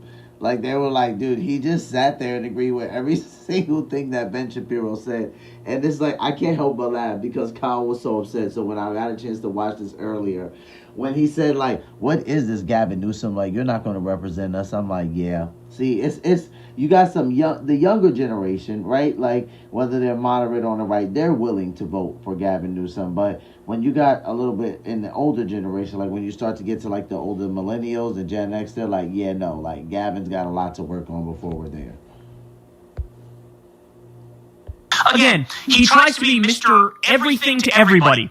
I'm going to be the fighter against the right. Look at my press office account, bro. I'm the crusader. I'll stand up to Trump. I'll go toe-to-toe with Trump. And then here he is, backing down against Ben Shapiro on, like, a crucial issue where, like, every Democratic voter goes, that's a genocide.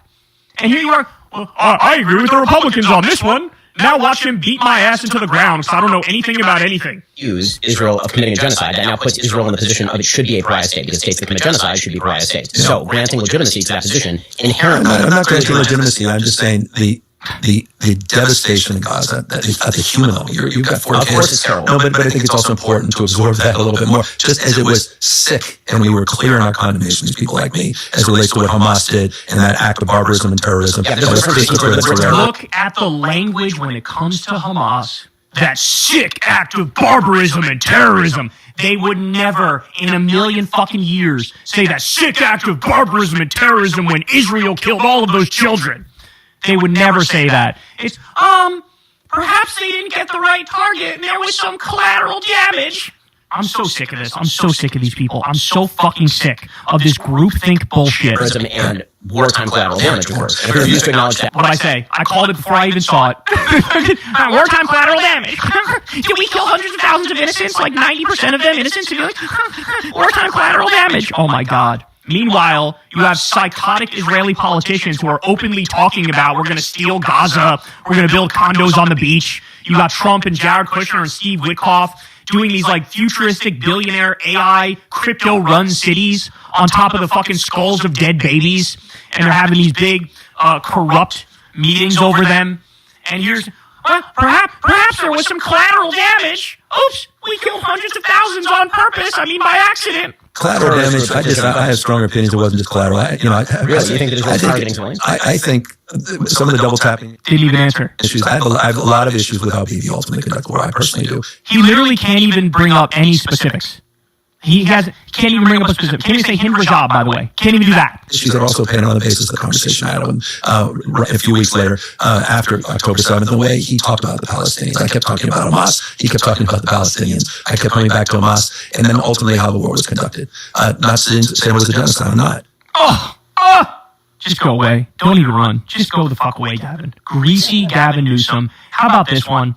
Wow, he called him Greasy Gavin Newsome. He's like, just go away. Don't even run. He's like, just go away. Dude, I can't help but to love Kyle and his content. But yeah, I mean, he makes a good point here. I think everybody was expecting, based on what we saw with DeSantis, I think everybody was expecting more out of Gavin Newsome. And they thought that, especially, just him being who he is and who he's been portraying himself to be. And then it's Ben Shapiro. But yeah, that's not what happened. And a lot of people felt like Ben Shapiro totally just walked him. And they were like, really? We don't know if we want Gavin Newsome to run anymore. We didn't like that interview. thought that was bad. This is just as bad. At a time when ICE Gestapo thugs are rounding up innocent people, committing crimes, violating the Constitution on a regular basis, they're openly Trump's Gestapo. They're his paramilitary. They don't know the first thing about the law. They don't care about the law. They're there to terrorize. They're there to terrorize ideological opponents and black and brown people, okay, and queer people. That's what they're there to do. So Gavin Newsom's press account calls them terrorists. Ben Shapiro brings that up to Gavin Newsom's face. What does he say in response? One was a narrative that was immediately pushed by the Trump administration and Secretary of Homeland Security Kristi Noem that she was a domestic terrorist who was attempting to run over officers with her car and was legitimately trying, not just this officer, but multiple officers. That was the original statement. I said at the time, I thought that was untrue. And then your press office tweeted out that it was state-sponsored terrorism, which, I mean, Governor, I have to ask you about that. That sort of thing makes our politics worse. Yeah. And it does. Yeah. And our ICE officers obviously are not terrorists. Yeah. A tragic situation is not state-sponsored terrorism. Yeah, I think that's fair. Oh my God, just fucking, I'm so done with him. I'm sorry, bro. I am so fucking done with him. It is so over. Gavin Newsom is too scared to sit there and tell Ben Shapiro the truth. To sit there and say that this fucking illegitimate group that got created in 2003, by the way, all they're doing is mass kidnappings and abductions and human trafficking. They're blowing off court orders. They're denying due process. They literally didn't even know that if you take somebody, they have a right to an attorney. They didn't know that. They said, like, can you imagine if we had to let all of them see attorneys? That'd be chaos. Bro, are you kidding me? Up to 40 people have died in just Trump's second term because of these thugs. I'm not kidding about that. Literal criminals are joining ICE. They're assaulting 84-year-olds, senior citizens, tear-gassing babies, deporting a 4-year-old American citizen with cancer. The list goes on and on. Zip-tying children and putting them in the back of U-Haul vans. Running over people with cars. If you can't call a spade in this moment of all moments, you will never call a spade. And this, ladies and gentlemen, is the Gavin Newsom that vetoed universal health care for the state of California. He vetoed it.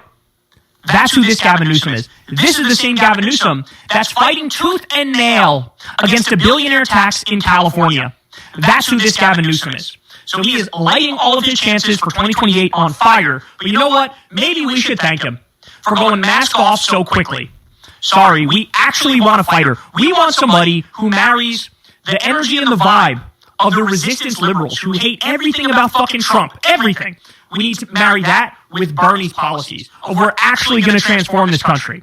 We're going to tax the billionaires. We're going to go after the criminals in the Trump regime. We're going to lock them up is what we're going to do. And we're going to do Medicare for all and free college and a living wage. And we're going to end the wars. And we're going to do a Green New Deal. And we're going to end the corruption. And we're going to make sure we actually fix this fucking country from the ground up. Give people jobs. Give people education. Wipe out the student loan debt. Wipe out the medical debt. That's what we're going to do. None of this fucking mealy-mouthed bullshit where you cave to the right. Constantly, time and time again. We're so over that. Not even close, man. It's a wrap on this guy. I hope you all see it because this, to me, was, forget, his political relevance in my mind is shot after this. Hey, y'all, do me a favor and like and subscribe. It helps out big time in the algorithm. Click the bell as well.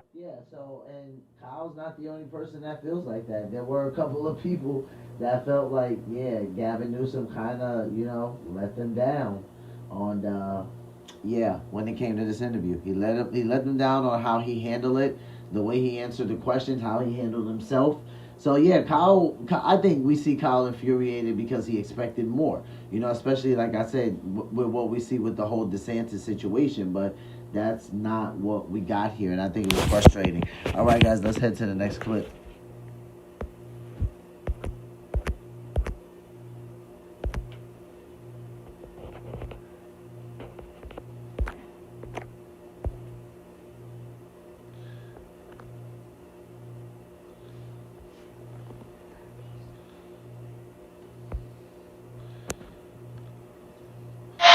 TurboTax locations are now open in your neighborhood.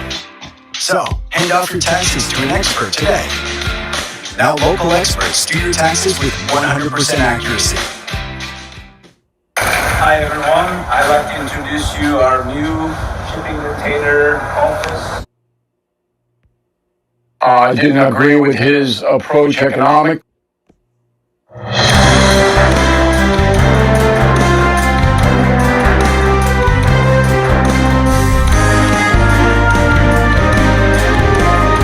Up for your country on Martin Luther. All right, Bill O'Reilly talks about Greenland, talks a little bit about the infamous 60 Minutes story, and then we'll jump into the next clip after this. But I thought Bill did a great job covering these two things, so let's take a listen. Luther King Jr.'s national holiday, and it is fitting. If you read my book, Killing Kennedy, and you follow my commentary, you know that I admire Dr. King.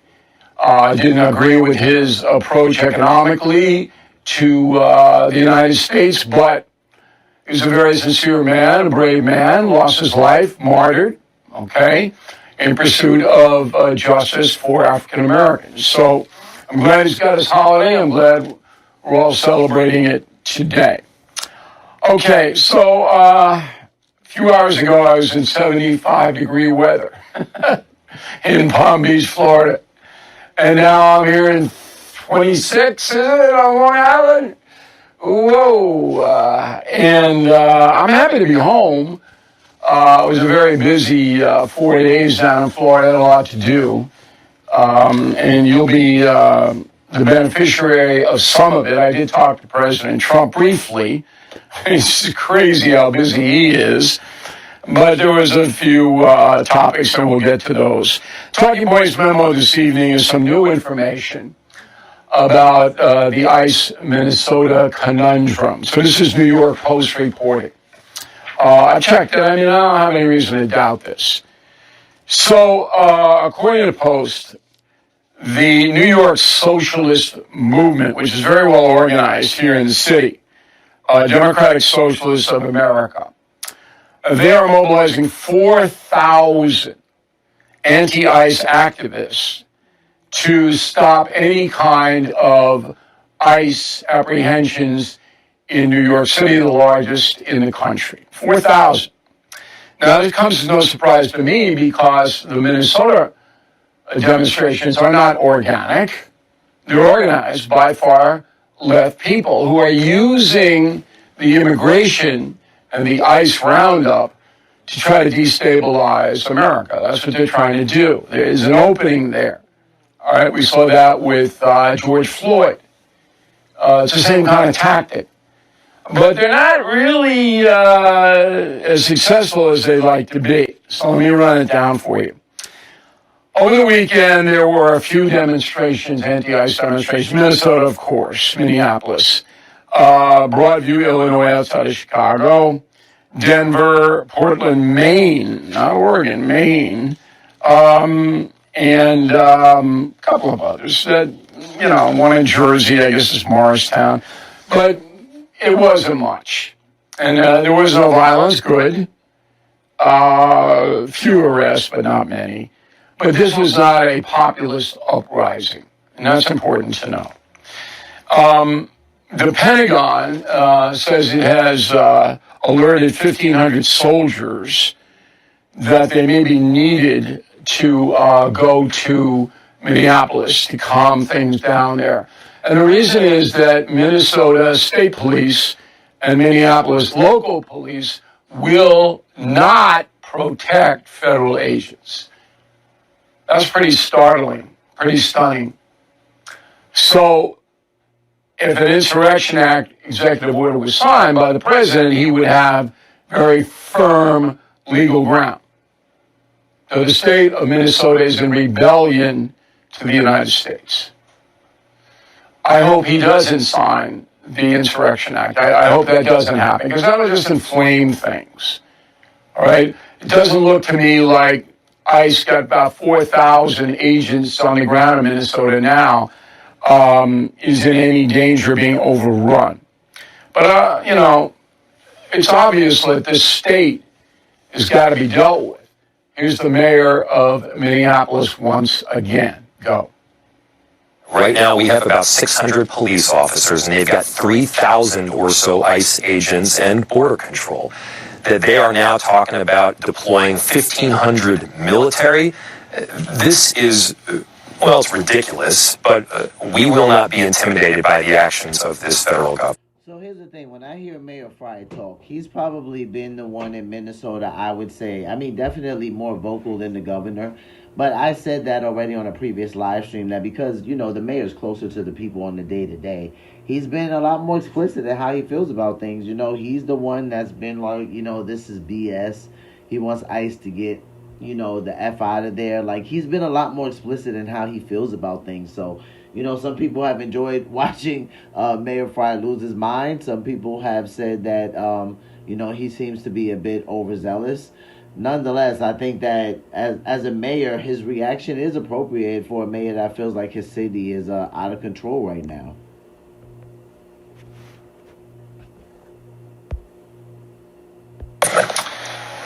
What's ridiculous is you, Mr. Mayor, telling your police department not to protect federal agents from harm.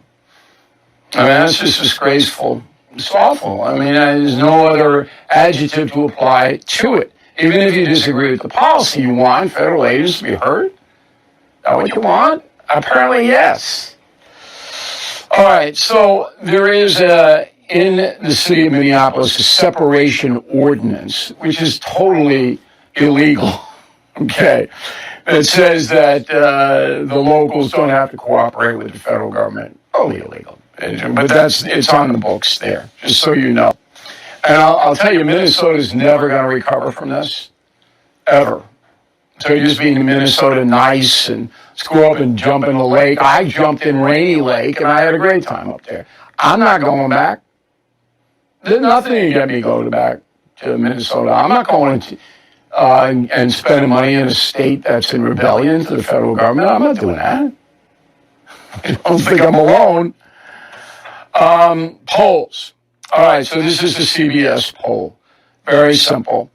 Right now, do you think the way Immigration Customs, ICE, is conducting its operations when it stops or detains people is too tough, 61%. Not tough enough, 15. About right, 24. So you got a plurality that says too tough. And I agree with that. I think ICE has got to bring it down a little bit. Okay? Not chasing criminals, but if it's a marginal situation, you can let it go a little. You don't let it go forever. All right? You just take care of it later when his temperature is lower. Now, the Democratic Party is divided into moderates and radicals. The radicals run the Democratic Party. One of the radical senators, a man named Ruben Gallego from Arizona, who is hoping for a full rebellion. Roll that tape. From my experience running in Arizona, in a very hard state when it comes to immigration issues, people want immigration enforcement that goes after criminals, right, and focuses on criminals. And immigration enforcement is actually focused on security, not the goon squad that has come from Stephen Miller and Donald Trump. No, that's totally ridiculous. So ICE agents can't adjudicate people's status in the street, okay? So they have targets that they're targeting criminals. And the stat that ICE put out about Minnesota is they've rounded up 1,500. That's a lot of people. 1,500 criminals, foreign nationals there. That's a lot. Anyway, Gallego, I don't know if he's smart enough. I doubt it. But you can't, if you're an ICE agent and you go in on a raid targeting someone who's a criminal and there are 5 other people who don't have credentials to be in this country, you just can't let them go. You have to take them in, and then they're adjudicated from there. So it's just, ICE guy's going to go, okay, you're bad, you're good. He doesn't have the ability to do that, he or she. It's just so ridiculous. But that's the status of our politics today. Okay. Virginia. So the new governor comes in, Abigail Spanberger, replacing Glenn Youngkins. So Governor Youngkins said to Virginia authorities, you got to cooperate with the federal government when they're hunting down foreign nationals that they want to detain. You got to cooperate. Well, first day, Abigail, no, you don't. This is the Democratic Party. It was the same thing in if you know your history, and please read Confronting the Presidents, please. Because you had, states that go, hey, it's not going to obey what you say. President Buchanan, President Lincoln. There's no difference. All right, so Spanberger does that, and now Virginia goes over into the sanctuary classification. Now, if you really add it up, what is this all about? The Democratic Party does not oppose open borders. If it did, it would have screamed when Biden was doing that. I'll give you some startling stats in a moment on Biden. But it didn't. It didn't. And to this day, the mainstream Democratic Party, it's okay, let everybody in. Let everybody in. They'll never admit it, but that's what they're saying, okay? And when you have a party, a political party, which basically doesn't want... Now, if the Democrats had any dignity, they introduce new legislation, new immigration law. Let's see what you want. Put it out. No, we don't get any of that. I'd like to see what the Democratic Party wants as far as immigration is reform. I'd like to see it. Wouldn't you? So we can debate it. Now, the media is firmly on the side of Democrats, has been since 1968, hasn't deviated one bit, and now it's crazy because they hate Trump. So this happened on CBS. Margaret Brennan faced the nation with Homeland Security Director Kristi Noem. Go. Every single individual has committed a crime, but 70% of them have committed or have charges against them on violent crimes and crimes that they are charged with or have been convicted of that have come from other countries that are here illegally, first of all, and then they have committed a criminal act while they've been here or in their home countries as well. It's not 70%. Yes, it is. So, I remember watching this exchange, how the news anchor says it's not 70%, and Kristi Noem reacts like that. Here's the thing. This is the reason why so many people have a problem with Kristi Noem and why they're calling for her impeachment. Now, I did read an article where it says that it was moving forward, but I also said that she has a lot of support from the GOP. So I don't think that an impeachment would actually go forward unless the Republicans lost in the midterms. Then I could see something like that happening. First of all, on violent crimes and crimes that they are charged with or have been convicted of that have come from other countries that are here illegally, first of all, and then they have committed a criminal act while they've been here or in their home countries as well. It's not 70%. Yes, it is. Okay, so how do I know? I don't know. You don't know. And that is the weakness in Homeland Security. You've got to put it out. How you know that? Now, Brennan's never going to believe you no matter what you show her. She doesn't want to believe you. Now, keep that stat in mind, because I'm going to do a 60 Minutes thing in a moment. That stat's going to come into play. Okay? So, Brennan, in the interview, I didn't use this part of the soundbite, but says it's 40% that ICE is rounding up that have criminal involvement. Noem says it's 70%. American people don't know. And that's a weakness. And federal government has got to clarify that. So summing up here. So the radical left is using this to try to destabilize the federal government because they hate Trump, they hate everything that is in capitalist, they across the board. And this is an issue. But they're not making inroads yet. Another shooting of a mother. Got to be careful now. Federal government's got to understand that, Americans are watching this. I think most Americans want robust immigration enforcement. I could be wrong, but I think they do. But they don't want violence and they don't want unfairness, and that's the memo. when you're buried in credit card and loan debt, it's easy to put it off and say, I'll deal with it later. Protection of days to. Joining us from Washington is Hugo Gurdon. He's the editor-in-chief of the Washington Examiner newspaper. In my analysis, did I say anything that you quibble with, Mr. Gurdon? No, I don't quibble with it at all. I completely agree that strategically it's important for the United States to have a very strong military presence in the Arctic and in northern Greenland. It's important for the Golden Dome. It's important for the protection of the Arctic, important for the protection of northern Europe. But the president seems to me to be going about it in precisely the wrong. Denmark has already said, it's made it perfectly plain that it's willing to make a deal. So, we don't want to let our enemies operate in the Western Hemisphere. We basically made sure of that down in Venezuela, but we don't say we've got to own Venezuela. We can make the deal with Denmark. And one of the ironies, I think, is, Bill, that in many circumstances, the president is saying the Europeans should do more for their own defense. Well, here's a perfect opportunity to get a NATO ally to do more for its own defense by saying, right, we're going to strike a deal. The United States can have a 50-year lease or a 99-year lease for set up military operations in the northern Arctic, on the north coast of Greenland, take on the Russian nuclear-powered icebreakers and the Chinese moving into that area.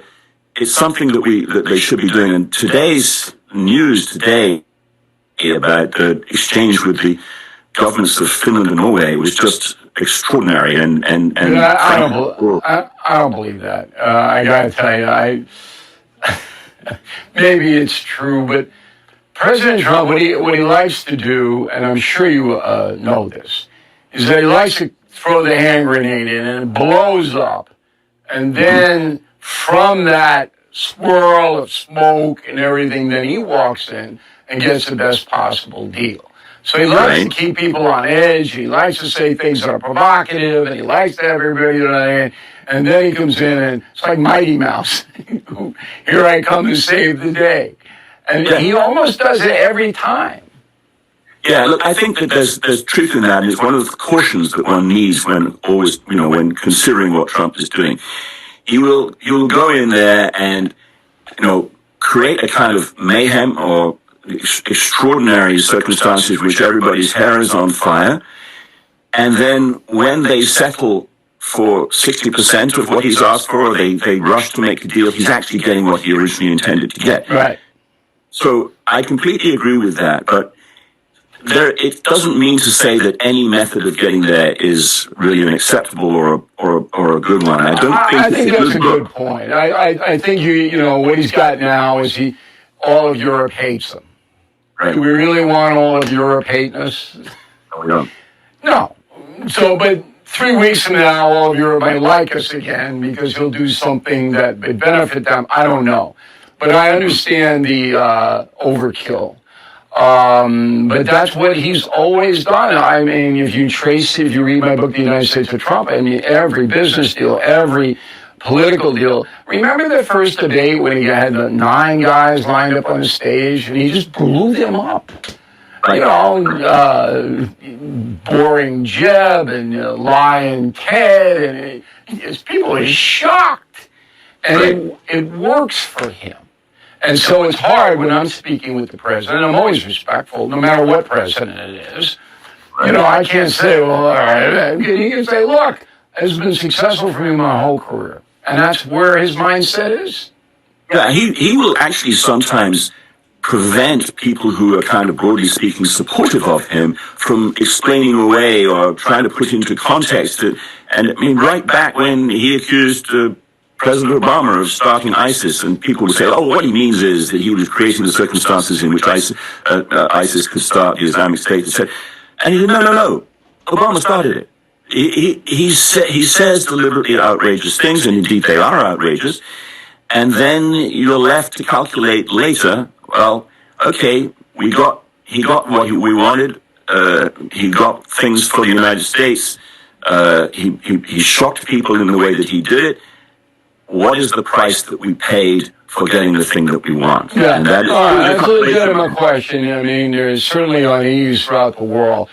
Now, we go over to Iran, and that's a situation where there are a lot of different nations involved. Saudi Arabia, a big player, not very vocal on it, but, they're big, and Trump listens to them.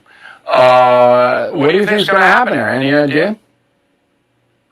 Look, I think there's quite a high likelihood, if not very, very soon, but pretty high likelihood of American military involvement over there. I don't know. There's not a lot of information that comes out about exactly what the state of protests are, but they seem to have died down. Obviously, thousands of people have been murdered by the regime. But I think that, there are reports of former members of the government there being arrested by the Republican Guards for having, contact with the Shah or the successor outside the United States, and there are defections, diplomatic defections. They don't necessarily count for very much, but they might be straws in the wind. I think a lot of people would say, and I think I agree with it, this regime is on its last legs. It cannot stay in power, even with the repressive methods that it uses, for that much longer. But how much that much longer is a difficult question. It seems to me that the United States was probably caught without the proper military assets in the area. That's not a surprise. There was a huge deployment, obviously, over in Venezuela, and there's a carrier group that's coming from the South China Sea. And by the time it gets there, the current wave of protests might be flattened. But I think that your viewers should probably expect more turbulence and ultimately the United States getting involved, not with troops on the ground, of course, but with things like cutting off Republican Guard communications. They know the United States has proved itself extremely good at disrupting the ability of... Yeah, and they'll flatten the Revolutionary Guard headquarters. That's what I think will happen. But it's all a matter that what was put forth by the Gulf states was if you go in now, then the Ayatollah is going to use that as a religious fundamentalism turn. Oh, look at the great Satan's trying to destroy all of us. And so it wasn't a right time to do it, which I think has some merit to it. I know the president would like to take them out, but they want to do it surgically. So just summing up, I don't believe that the U.S. is going to put military into Greenland unless there's a treaty signed. We'll see more troops going to Greenland. I don't think that, not from the U.S., but I don't know. I guess I could say I hope that they don't. Like, I just hope President Trump doesn't do it in an aggressive way when it comes to Greenland, just because it's not necessary. Like, we just have a good military history with Greenland, so it's just not necessary. I don't think he needs to be violent. We've had 17 military bases there before a year. We're down to 1. We've had over 10,000 military troops there before. Now we're down to about 200. So, I mean, that stuff can be built back up. I don't think President Trump needs to be aggressive with that. But let's just see how he handles it.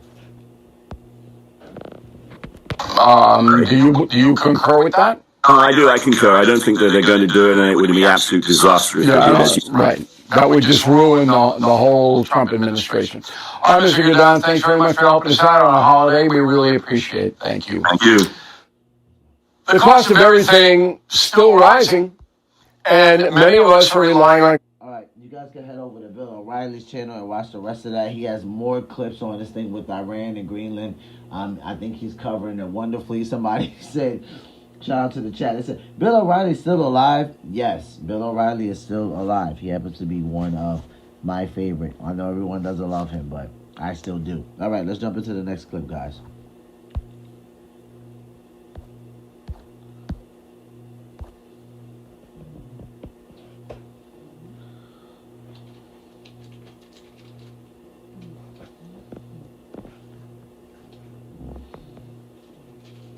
We have some news that Donald Trump and his administration are seriously considering going after Canada.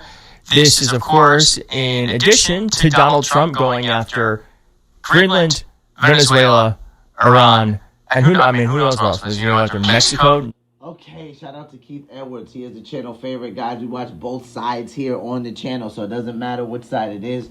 We watch all information so we can collect facts and get the truth ourselves. So shout out to Keith Edwards.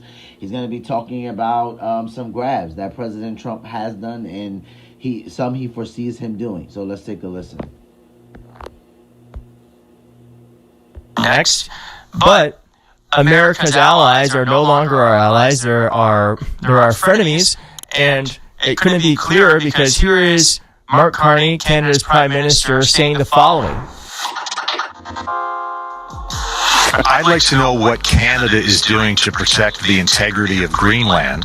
And related, China fashions itself a near-Arctic power and with some claims to Arctic resources. So I wonder if you could answer that question, what we're doing to help protect Greenland's integrity, and how do you feel about China's claims, such as they are, to Arctic resources? Well, to several aspects of that. The first, with respect to Greenland, the future of Greenland is a decision for Greenland and for the Kingdom of Denmark. We are NATO partners with Denmark, and so our full partnership stands. Our obligations on Article 5, Article 2 of NATO stand, and we stand full square behind those. So what he's saying there is that Canada would fight us militarily if the U.S. were ever to invade Greenland. And I gotta say, it's very surprising who is for and against this. I have Democratic Senator John Fetterman basically backing up this insane idea. But before we get to that, here are Americans polled on Trump's push to acquire Greenland. Just 17% of U.S. adults approve of this idea. Just 4% want to take it by military force. Said another way, 96% of Americans are against this. I guess you would never realize that, though, if you were paying attention to what people were saying on the internet and in interviews, because here's John Fetterman talking about this insane idea. He's a Democrat. Senator Fetterman, I'll go to you on this. Do you think military force is really an option from the Trump administration? No, I think that's right. No, that's not an option. And for me, though, it's also undeniable that, one, this is not a brand new conversation. Truman and other in the past offered to buy it. To remind people, it's actually closer to us geographically, North America, to Denmark and Europe, to technically that too. So it's not an absurd idea. Not at all. But obviously not showing up, with the military and take over. It's the size in terms of the population of Harrisburg. Yeah. I mean, you're not going to invade. Senator, where are you? And that's Senator John Fetterman he's a senator out of Pennsylvania. So essentially when he says that Greenland is the size of Harrisburg, he's essentially meaning, unless he's referring to Denmark, Harrisburg, Pennsylvania. I like John Fetterman. I've said time and time again on the live stream that he's somebody who the Democrats should look out for, just for the simple fact that I believe that's why when Keith did the quotation marks, I believe Fetterman falls a little bit more on the moderate side, and that's the reason why he's become like the black sheep of the Democrats. I just think it's hilarious, other than the fact that people get so upset that he won't wear a suit. It just cracks me up. On the question of Greenland, because it is of strategic importance for defense purposes and others. He had a stroke. I don't know of anyone else who's had a stroke and it totally changes their political alignment, but something happened to this man after that stroke, and he went from super progressive to super conservative, unless he's always been this way, but I actually think the stroke literally changed the makeup of his brain. And I guess it is kind of funny, interesting, that one way to go conservative is to suffer from brain damage. How do we get it? Do we even need it? I was just a couple months ago met with the Prime Minister of Denmark, and they are welcoming the United States playing a more active role. There's an open door, I think, for diplomatic negotiations, for commercial negotiations. I agree with the senator that we shouldn't use military force, but I think we need to have a strategic foothold, and I think there's a path to it, and I think the Trump administration will get there. We shouldn't use military force, but that didn't stop us from using military force in Venezuela. What is the point of Congress? What is the point of Congress? They're not a check on this insanity. They're just not even a check. Now, Donald Trump, as I said, it's been revealed from insiders that he has a secret plot to take over Canada. So, I guess maybe one silver lining all this is that he's just going to be stretching himself too thin. He's trying to do too much and hopefully doesn't have enough. Okay, so we've seen jokes about President Trump saying that Canada should join the United States. As far as him taking it over, I'll go on the record and say I don't think he's going to do that. I know some people right now would say, well, I wouldn't put it past him. I wouldn't either, but I don't think he's going to do that. Now, if he does do that, shout out to Canada. That is my second most watched country on my channel, so we love our Canadians over here, right? But listen, you guys, I'm pissed because I didn't want Carney to win. I'm just being honest.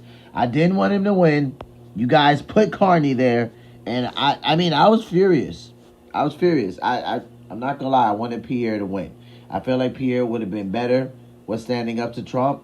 Listen, I'm just saying as far as politics go, right? Obviously, I'm a U.S. citizen. But I'm just saying, if you guys wanted to see if you guys wanted to have a run for your money, I think you should have put Pierre in office. But nonetheless, we have Carney. You have to deal with Carney now. Brain power, manpower to get it done. But the next stop on Donald Trump's world tour or takeover, as the Daily Beast writes here, may be America's northern neighbor. The President 79 has turned his attention toward Canada, fixating on what he sees as vulnerabilities along its northern border that could be exploited by U.S. adversaries, Russia or China. 2 U.S. officials, senior administration officials, and 3 former senior U.S. officials told NBC News. Quoted here, they certainly need to up their game when it comes to Arctic capabilities, one official told the outlet, adding that Canada's northern border, quote, is not acceptable given today's threats and that, quote, the status quo is not enough. It goes on to say here, the Trump has repeatedly complained about what he views as Canada's weak defenses, sparking conversations with Canadian officials about a broader Arctic security strategy. Among the initiatives that have caught Trump's interest are expanded U.S. maritime patrols and the purchase of additional icebreakers, specialized ships designed to operate in ice-covered waters operating in or around Canadian territory. One official quoted here said Trump is really worried about the U.S. continuing to drift in the Western Hemisphere and is focused on this. And they added, at the end of the day, this is to stop Russia and China from having a further presence in the Arctic. Trump's fixation on Canada, aides say, is part of a broader effort to solidify the Western Hemisphere and the falls in line. You see, and some people will say, no, Trump's not trying to do this to stop any type of influence China or Russia could have in the Arctic. And it's like, no, like, he actually is doing that. He's talked about this over and over again. He's been very explicit during some very short press conferences to say that, listen, if I don't do something about Greenland, China or Russia's going to do it. He's like, and I'm not having that. And the reason why he's not having that is because how close that is to the United States. He's like, dude, there's no way. They'll be right there. They'll be right in our backyard. And he makes a good point when he says that. So I had the world map up on the live stream last year when I was showing everybody where Greenland is at compared to Russia and compared to the United States. And I'm like, dude, this is the reason why President Trump is so interested in it. Look at the demographics of what we're looking at. With his aggressive campaign to acquire Greenland, the semi-autonomous Danish territory. Quote, Canada stands to benefit from the U.S. having Greenland, one administration official said. Well, I'm going to say this.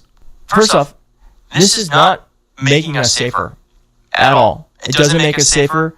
This is the brainchild of an insane person who is paranoid. It seems like he is a paranoid, schizophrenic, dementia patient who thinks that we are seconds away from danger. We have never been, as a military, stronger. There's absolutely no need for this. Like he is creating a problem where there isn't one. I don't, unless he knows something that we don't know. I don't know if he does. There is absolutely no need for us to expand our military and potentially take over Canada as a means to defend ourselves from Russia and China, which, by the way, Donald Trump, if you wanted to help defend us from Russia, the best investment and the cheapest one would be to fully fund Ukraine, because Russia is spending so much time, resources, and truly is sending so many men there that they would not be able to keep it up if we were to actually properly help defend Ukraine. And this is keeping us less safe too, because as Mark Carney says here, they're looking elsewhere. And he says they are looking to recalibrate the relationship with China. This should terrify everyone. Once a year I do a program that's for free. I started during COVID, and as they're shutting down all the stadiums around the world, and I was like, I have 20 other businesses, but this was my mission. So we built a studio with 50-foot high ceilings and 25-foot high LED screens, 0.67 highest resolution. $20 billion in wages are earned each year by Canadians because of our existing trade relationship. And this is a relationship that has been distant and uncertain for nearly a decade. That has held back investment, it's stalled business growth, and cost Canadian workers good opportunities.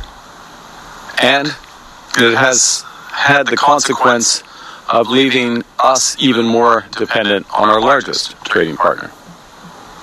And that's why immediately after the election, Canada's new government began to recalibrate our relationship with China. Strategically, pragmatically. There's a couple of reasons why he's doing this. One, we cannot be trusted. Two, China's never embarrassed Canada by calling them their 51st state, acting like they own them. This is one member of the Canadian Parliament saying Canada is adopting a pragmatic and strategic approach in our economy, relationship, and trade diversification. And someone else said, the breakup of Canada within the next decade or so is a highly underpriced geopolitical risk. And I thought this was a very, very, very smart way to look at this. That Trump has everything backwards. The U.S. does not subsidize the world subsidizes us, because the U.S. dollar's reserve currency status allows us to live beyond our means. So soaring debt, tariffs, and military threats jeopardize that status, and when it's lost, economic collapse will follow. So Donald Trump is thinking he's investing in a way to secure our safety and make us stronger, but he's actually making us weaker. God forbid the U.S. dollar loses its reserve currency status, and chaos will follow. I think that's the only guarantee we know with Donald Trump leading this presidency, is that chaos is inevitable. We just don't know in which direction everything's going to go. But as we're seeing with Canada and many other... And to Keith's point, Keith has his own beliefs, right? We watch the right and the left over here, and even the middle, because we watch everything to gather facts. That's what he believes, right? Me personally, I can't help but to think that if the left doesn't get it together, they don't stand a chance in 2028 for sure. But, midterms look a little bit more promising to them. I'm not going to lie, just because of some recent events that have happened. Bill O'Reilly said, especially if we just talk in reference to ICE. I'm not saying that I think the Republicans are completely down and out as far as the midterms go, but I'm saying that I think I'm a little bit more positive about the Democrats in the midterms just because of some things I've seen lately. So it really just depends on how they come out the gate, right? If they're going to stand on the whole trans thing and that's going to be on the forefront of everything, then they're probably not going to do well. But if they're willing to switch it up and pay attention to some things they ignored before, then we might see something different. We might see some things play out differently. All right, guys, let's jump over to the next clip.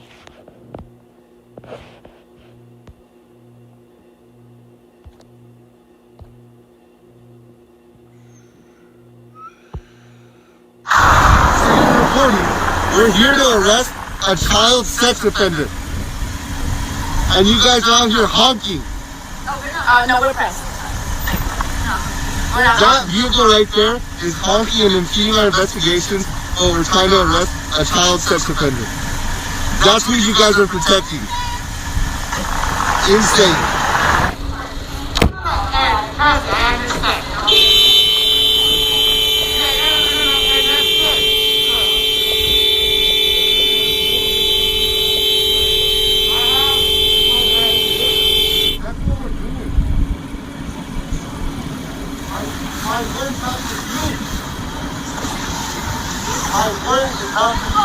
I don't have to do it.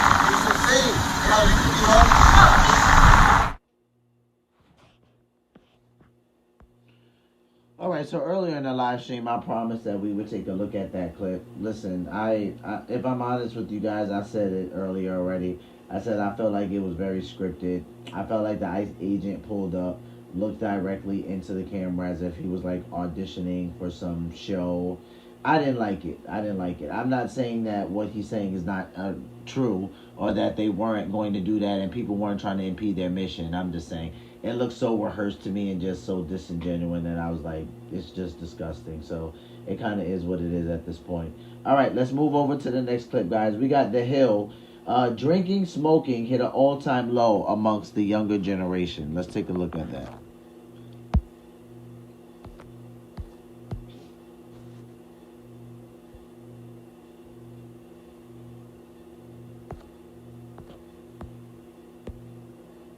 As a working mom, full-time working from home, taking care of a house and having 5 kids, I still need some.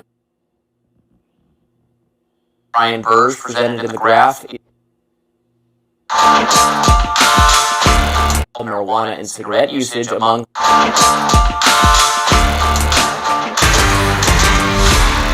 a political scientist went viral on X recently over a graph that he made presenting alcohol, marijuana, and cigarette usage among high school seniors. Data that the statistician Ryan Burge presented in the graph is from Monitoring the Future, and it included data from the years 1976 to 2022. According to the numbers, there's a decline among all 3 of those vices. In 1976, 76% of high school seniors said they had smoked cigarettes in their lives, but in 2022, that number was just 17. 92% of high schoolers said they consumed alcohol in their lives that same year. That's a lot, compared to 53% in 2022. And within that same time frame, the high school seniors who said they'd consume marijuana dropped by 26% from 64 to 38. But it's not just among high schoolers. America's drinking rate has reached an all-time low. According to a Gallup survey from last year, only 54% of U.S. adults say they consume alcohol. This is the lowest number by 1 percentage point in Gallup polling since 1939. 53% of Americans say drinking in moderation, that means 1 or 2 drinks a day, is bad for your health. 66% of people ages 18 to 34 say drinking in moderation is bad for your health. 50% of people ages 35 to 54 said the same, and for those 55 and older, 48% felt the same way. High schoolers shouldn't drink at all. Obviously, they do. We got to be realistic. Did you drink in high school? No. I actually don't think. I was talking to some of our producers about it, and I was like, I probably drank like Hypnotic at the time. One time at this is a blue drink. Did you guys drink in high school? Put that in the chat if you drank in high school. I don't know. Like, I feel like millennials, we did drink in high school. I mean, for me, it was like so stupid and casual, and like I wasn't like a drinker. Like, I had no type. I didn't drink until I was really an adult. But you know, I would like sip little things here and there. But yeah, I didn't have any type of tolerance, anything like that. I definitely think that that's something that, if anything, it might have been the younger, maybe I'm gonna say like the younger millennials into Gen Z, because definitely I would say not for us. Like, not in high school. There's no way. My mother was on things like that. Like, I couldn't even come in the door with my eyes looking a little bit glazy. She would be like, "What in the world have you been up to?" So nah, that definitely wasn't me. It's a drink? I'm embarrassed. Let's move on. I did it like once or twice, but I wasn't like, I didn't drink till I got to college. But I also, the reason why this is so funny to me is because we're both millennials, right? Yeah. So at the same time, simultaneously, I know you've probably seen them, there's studies that have come out that millennials are the drunkest generation of all time. Well, and I feel like that's what it said. So it named the reason. It said because we graduated amongst like the worst crisis. Yes. Yeah, like, between 2008, we couldn't get a job. Like, most of us, like, I took an internship after I graduated. It turned into like a fellowship. I'm trying to like go. Yeah, see, that's why I said I could definitely see that with the younger millennials. And it's a shame that literally when she called that out, that's why I'm like, no, not so much for the older millennials, because the time frame she uses, I'm like, yeah, I didn't suffer during that time with that, but I could definitely see it. When I say the younger millennials, I'm saying like maybe somebody today who's like 30 years old, right? Maybe they're 31 years old, somewhere around there. Work in a bank or something. You need to have a real job. And luckily, it worked out for me. But there was a lot of drama that we lived through. We also were kids that lived through 9/11. Like, we've seen a lot. It's not like we were younger. Like, my daughter hopefully has a smooth situation going on. But we lived through a lot. It was pretty bad for us, although these kids who were in school during COVID, that's a real rough. That is. I will not say that anything bad. We millennials went through some stuff, but there was nothing as bad as if you had your high, maybe particularly your high school ruined by COVID.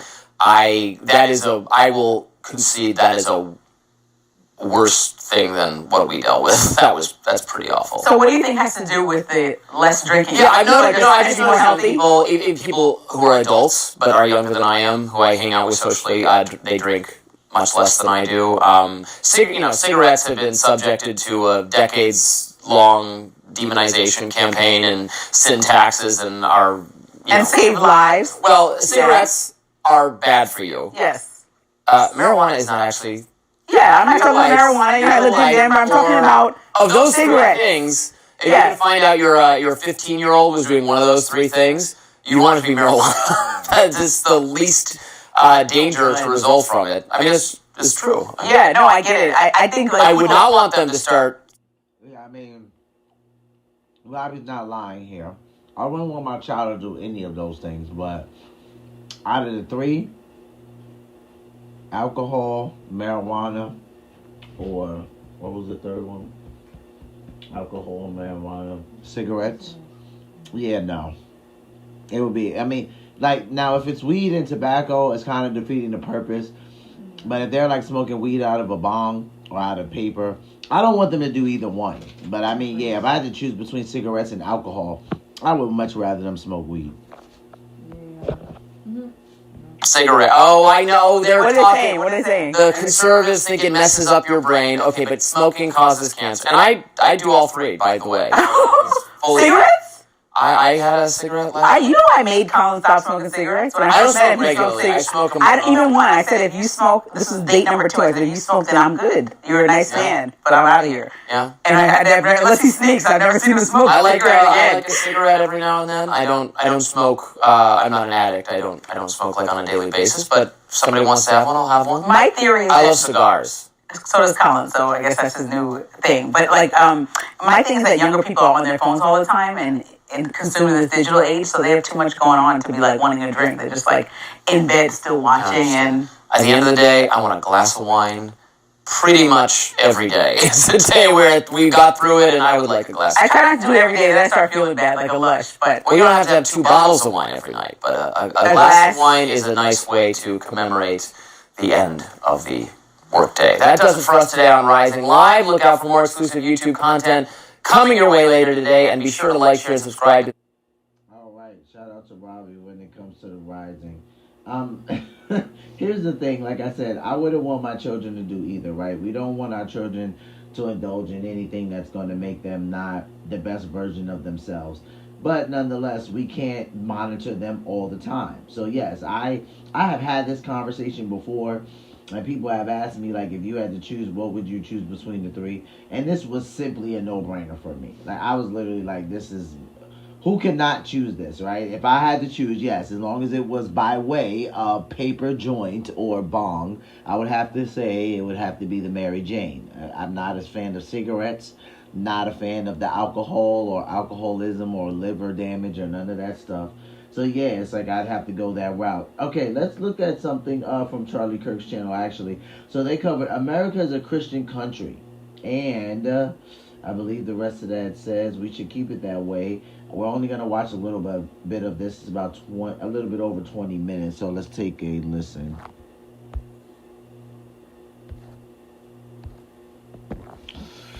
And then after this one, to end the live stream, I do have 2 Christian clips. I do have one where Mike Todd is actually reacting to Drewski's clip. And that's Drewski's clip where he's kind of mocking the mega church, right? And it went super viral, but it was very correct at the same time. And then I also have Tekashi 69 sitting down with Bryce Crawford. Shout out to Bryce Crawford, bro. Bryce Crawford is a channel favorite, 22 years old, killing it, Christian, man of God. And he's sitting down with Tekashi, and I just love their interview. I mean, Tekashi flat out says like he knows that he's not going to heaven, and he feels like that he's disappointed God. And essentially he doesn't know how to fix it. So I thought it was a great interview. So we're going to try to take a look at that as well. But let's jump into the next clip first.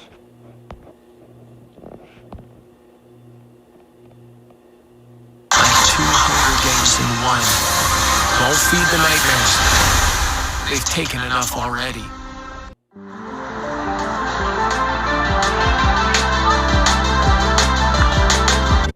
Thank you so much for joining the show.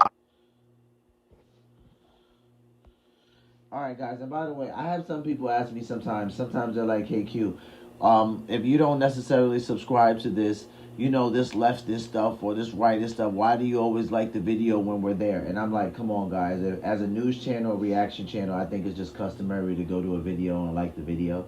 So that's why we do that. It's just, I think it's a common practice as YouTubers. Remember, we're gathering information here, so let's take a listen.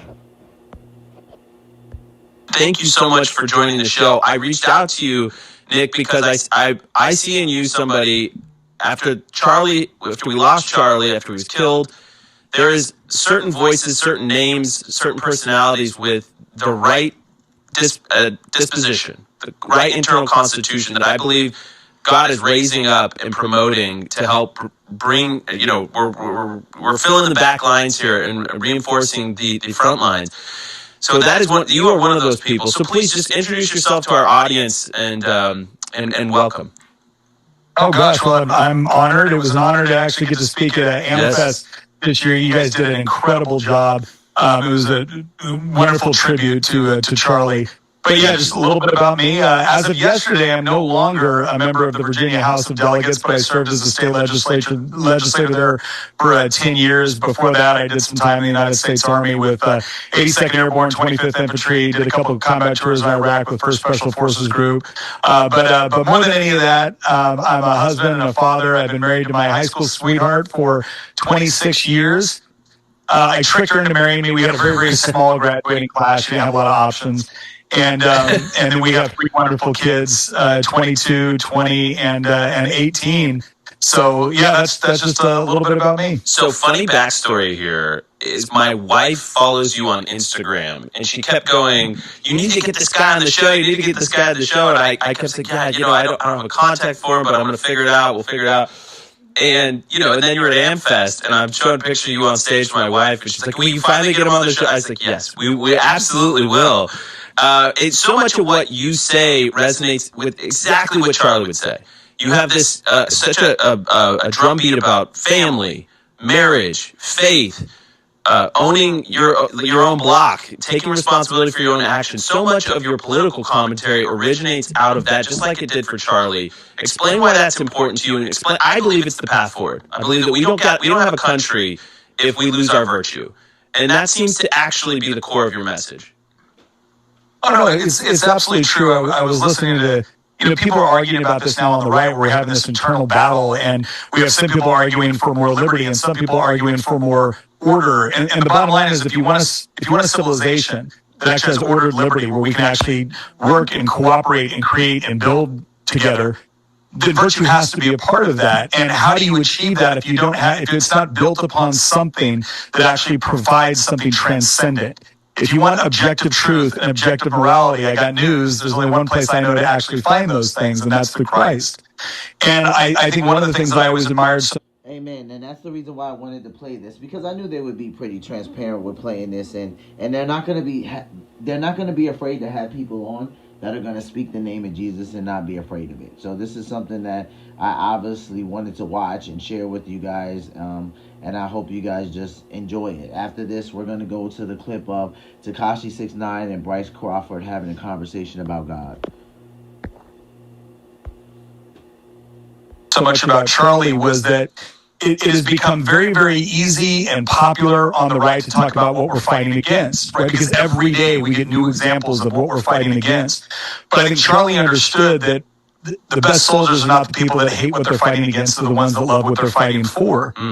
And so when you put the emphasis on your relationship with God, the relationship you have with your spouse, your children, that's what actually gives you the energy. It's what gives you the discipline sometimes when motivation may fall a little bit short to keep going and to keep fighting, because when you know what it's for, all of a sudden the obstacles don't seem so great.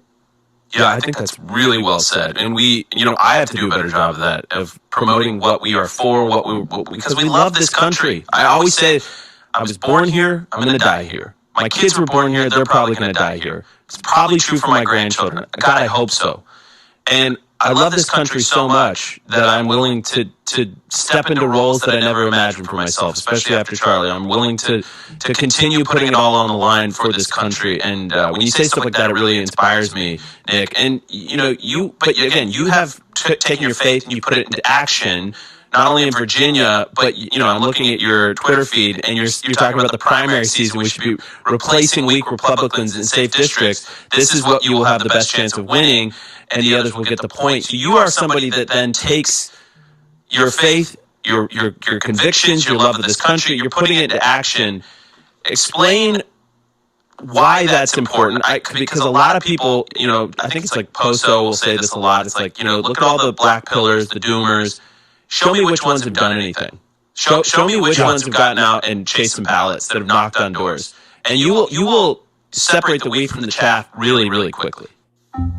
In Israel, small family businesses create treasures rooted in tradition, but many face challenges. Oh no, he's absolutely right. The people that are most convinced we're doomed have probably put in the least amount of effort to save anything. Boom. And I think when we look at, okay, what is the strategy going forward? The thing I'm always going to start with is, what is the thing you have most control over in your life? Because if you're spending hours of time on campaigns and on social media debating with people that are not even going to give you a fair hearing, well, in the meantime, your children are being indoctrinated at school, I'm going to argue that you're probably not investing your time where it can have the most impact. So focus on that first. What can you do about yourself? What can you do about your family? What can you do about your family, your community, etc. But then when it does come to the political world, the other thing that's been frustrating is watching people behave as if, well, there's no real difference between the two parties.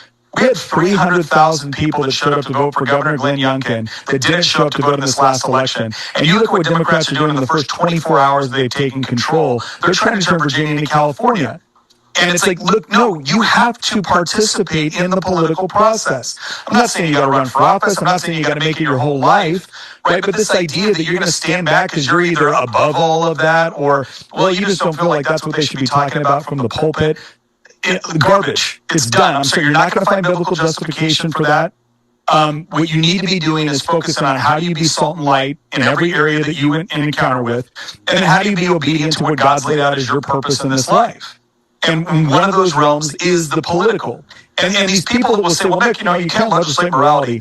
10 years in the General Assembly, you want to know how many bills I voted on that had no moral premise? 0. All legislation is built upon a moral premise. And so, whereas I don't believe that we can proselytize through the sword, I don't believe that we're supposed to use government as a mechanism to compel people to believe what I believe about God. By the same token, all law is predicated upon some set of moral principles. I would like my moral principles to be represented in that law. And so I do believe I have an obligation to go out and to speak about these things and to not only let my arguments speak for themselves, but also the way I live my life to speak for itself. Because one of the reasons why so many young people were attracted to what Charlie had to say was not simply because he gave incredibly good academically and intellectually rigorous arguments, but when you took a look at that guy's life, his marriage, his relationship with his kids, his friends, that was something where no matter what they were being told in college, they could look at that and say, I don't know what it is, and I don't know what the source of it is, but that guy's got it. And I want it. That's somebody who's worth listening to, not because he's got a degree that he's pointing to, but because he's got a lifetime worth of accomplishments at a young age that I would love to emulate. And that's the thing that we need to do more of, is actually demonstrate to people. This is the thing that I would tell people often about Charlie Kirk. Like, And it would drive me crazy because I would have certain people, of course, some younger people, but more my age say, like, why are you defending him? And I would be like, listen, it's not like Charlie was someone I listened to all the time. Did I react to him on the channel? Sure, you can go back and you can see that, even from last year's TPUSA event. But when it came to the younger people, and in this generation, we have such a culture that is just so fixated on just everything that's just not productive, wicked, lazy, just things that are not good. And younger people are looking for something to follow. This is why I believe that Charlie had the following that he had, and why young men and young women were so interested in what he had to say, especially when it came to getting young married, having a family, having as many kids as you can. Like, people would think that these are all outdated ideas that no one would be interested in, but there were people that actually loved Charlie's ideas and loved that this was what he stood for. So yeah, I totally agree that that's the reason why he had the voice that he had of this generation.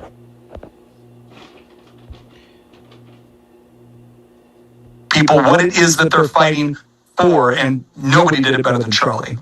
I think that's actually an incredibly powerful point there, Nick, that we ran into so many people who would say, I disagree with Charlie on X, Y, Z thing, but that magnetic pull, because he lived what he preached so well, and people have seen so many hypocritical politicians, so many hypocritical public figures, hypocritical preachers and pastors. We saw it up close, and we saw it was real. It was all real, and real, I think people could see that all of us who were around Charlie were such big, we could testify so genuinely to seeing that. And I love that you speak to that. That's one of the strongest things that you can offer. And it was always funny because Charlie would run into that where people would say, oh, Charlie, I disagree with you at X, Y, Z, but I love all you've accomplished. And you just say, what's stopping you? Why do you disagree? You can have all of these same things. And it ties into what you just said, which is, it is so important, I think, especially when we've been getting these emails where it's like, how do we come together? The country's fraying apart. That Charlie believes strongly in representing a position to advocate for, especially when the right is so defined currently by just being an ad hoc coalition of people opposed to the left. Our biggest weakness is the sense that we don't have a strong affirmative premise. What would we do if the left disappeared? We need to have an answer to that. And I think Charlie offered that. I think you're able to answer that question, but a lot of people can't. Friends, the Charlie Kirk Show team here. America's debt bomb has blown past 37 trillion. The idea of the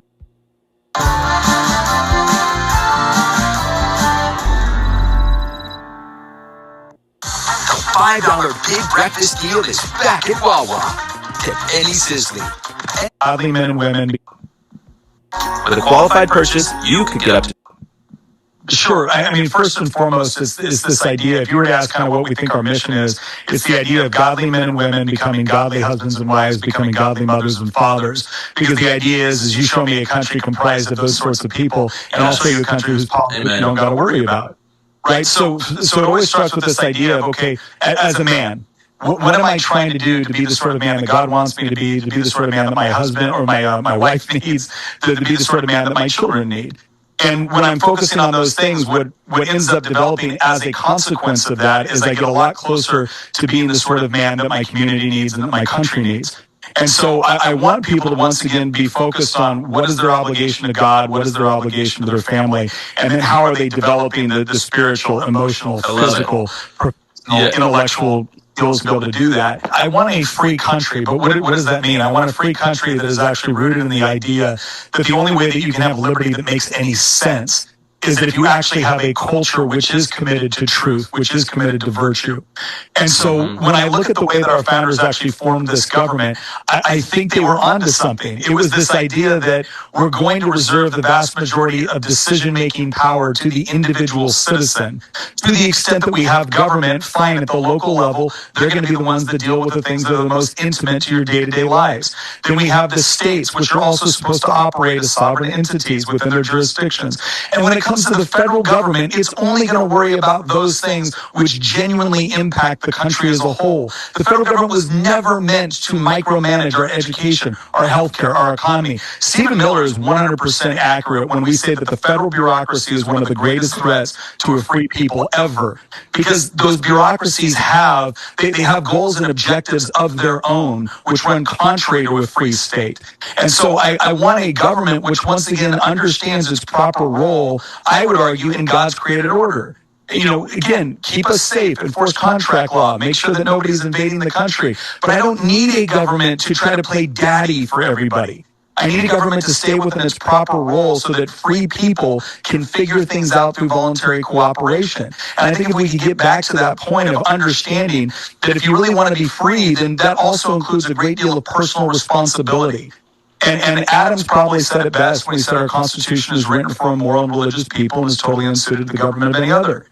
And so it's about, once again, recognizing that if we can have that shared commitment for objective truth, objective morality, if we can understand the author of objective truth and morality, then I think we can have the sort of place where we're so good at governing ourselves and in our daily interactions with our family, with our friends, with our community, that the idea that we would need the government to try to run in and micro all these aspects would just seem absurd. It's just such a paradigm shift what you're describing that so many people would not even be able to. I think you did a great job at articulating that. I want us to go over to Bryce Crawford and Tekashi 6ix9ine talking about this too, because they're also talking about God and the same topic of God leading, but he makes a great point here where he says that, he doesn't need the government to be daddy for everyone. He just needs the government to be within its role, be within its own lane and let the people figure it out through cooperation and following rules, laws, regulations.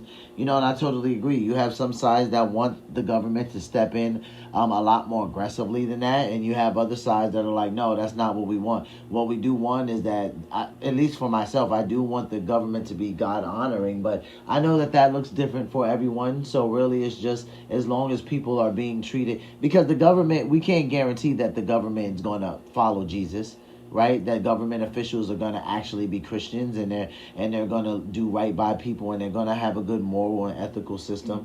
There's no guarantee. So all we can do is trust God and just believe that, okay, whoever's in place, the Lord knows that they're there, and whether they are a good leader or they're a treacherous leader, God is still the one that's in control. So you guys can head over to Charlie Kirk's channel and watch the rest of that. We're going to go over to Bryce Crawford's channel now and look at a interview/conversation he had with the infamous Tekashi 6ix9ine, and I thought it was a great interview. I had to share it on the channel. I was super excited about it. So shout out to Bryce Crawford, 22 years old, absolutely killing it, Christian, goes to universities, talks to people about God. He is very bold in his faith, very courageous. I watch Bryce often. I've watched him since he was younger, and he's flourished into a great young man. So let's take a look at this conversation.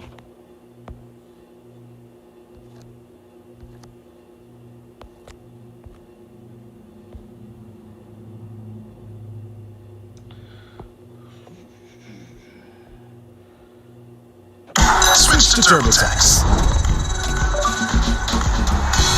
File free in the app by 2/28. All 100% free. Now this is Texas. Everyone's walking around not knowing they have it. She has it, he has it. I don't think I'm going to heaven. I think I failed God. I think I failed the church. I'm f***ed up because I'm living in a thing where I'm trying to keep everything together. My family's happiness, my happiness, me being me wanting to seek more and more and more. And God is saying, when are you going to get enough? What do you want? I don't know. What's going on, guys? Welcome back to another episode of the Bryce Crawford Podcast. I'm Bryce, and today I got a special guest with us today. We got Tekashi 6ix9ine. At the best of the best. I've never seen teeth like yours before. You have some great teeth. Yeah, just go to Colombia and you see 1,000 pairs of these. Are they? So how long have you had those teeth? I think I renewed it in like 2022. Wow. They look very clean, and wow, I like it. Thank you. Hygiene is very important. Do you use a tongue scraper? Like, you know about that? I know it's so random. A tongue scraper? Yeah, have you ever heard about that? Dude, I'm not even kidding. I'm so cooked. My wife uses a tongue scraper. That's just funny to see that. I mean, I use one too, but I mean, she's actually the one that put me onto it. I've always obviously used my toothbrush, but yeah, like she kind of put me onto the tongue scraper. And of course, the first time I ever used it, I like overdid it, and I like, you know, I caused an injury to myself, but that's a story for another time. Tongue scraping, it like changed my life. I'm satisfied with the toothbrush. Okay. Amen. Amen. Well, thanks for coming on. I appreciate you giving us some time. You know, before we get into you know, questions and stuff like that. Back when I was in middle school, I didn't grow up on rap. I grew up on country. I'm from the country. Where are you from?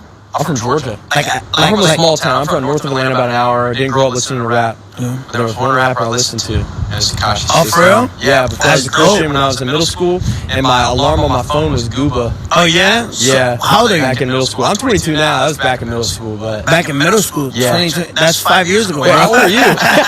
Wait, how old are you?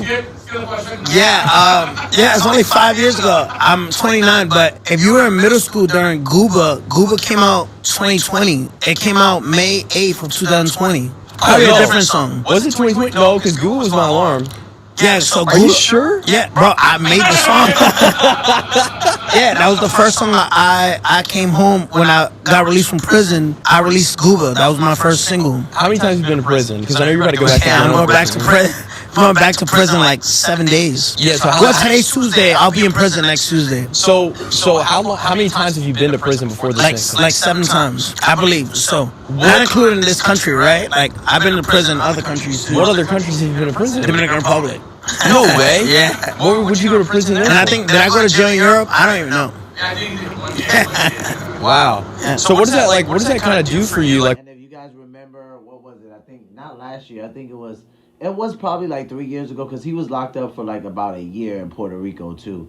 So it's like now, man, I'm like, that he's going back again like Tekashi is. But you know what? He's been doing his streaming thing. You know, he really has. He's been on stream with the likes of Deshae Frost. I think he was on with Kai Cenat. You know, like, I was just excited to see him on with Bryce Crawford, because I knew God was going to be the topic, because I know what Bryce does on YouTube. So I was just super excited to share this interview with you guys. when you're in these settings, like, is it dangerous for you? Or are you kind of like, is it hard? I mean, what is prison like? It's like, I don't feel like anything is dangerous. Like, don't get me wrong. Yeah, a lot of shit is dangerous. Like, we're doing an interview on the 50th floor right now. This is pretty dangerous. I don't look at it as like, oh, am I in danger? Am I in fear for my life? Because that's not living. You know what I mean? It's stupid, but it's not. I don't think I'm in danger. I look at it as God saving me from something that I can't, like, stop. You know what I mean? You don't know if something bad was going to happen to me between January to April. You know what I mean? So I just take it as a blessing. And you mentioned God. You have a faith? Do you believe in anything? I'm a full committed Christian. I don't want to, use God's name in vain or use any way, because I'm a God-fearing man. I know I'm not walking the right path of the Lord, but I try every chance that I get using my platform to tell everyone that, Jesus is King, and that, he's gonna one day, come and rescue his church. And where did this, like, kind of upbringing? Now, I'm not gonna lie, that's footage I have to look for. Now, I'm pretty familiar with Tekashi. Maybe he's been doing this since he's been out of the country, and he's been, kind of on a hiatus and keeping it kind of low key. But I can't say that I've seen a lot of coverage or footage where Tekashi is saying Jesus is King and things like that. He has a lot of ratchet stuff out there, but he doesn't have a lot of Jesus is King stuff out there. Of, like, no believing in Jesus come from for you? Well, my mom converted to Christianity, I believe, in 2002 or 2001. I was 5 or 6.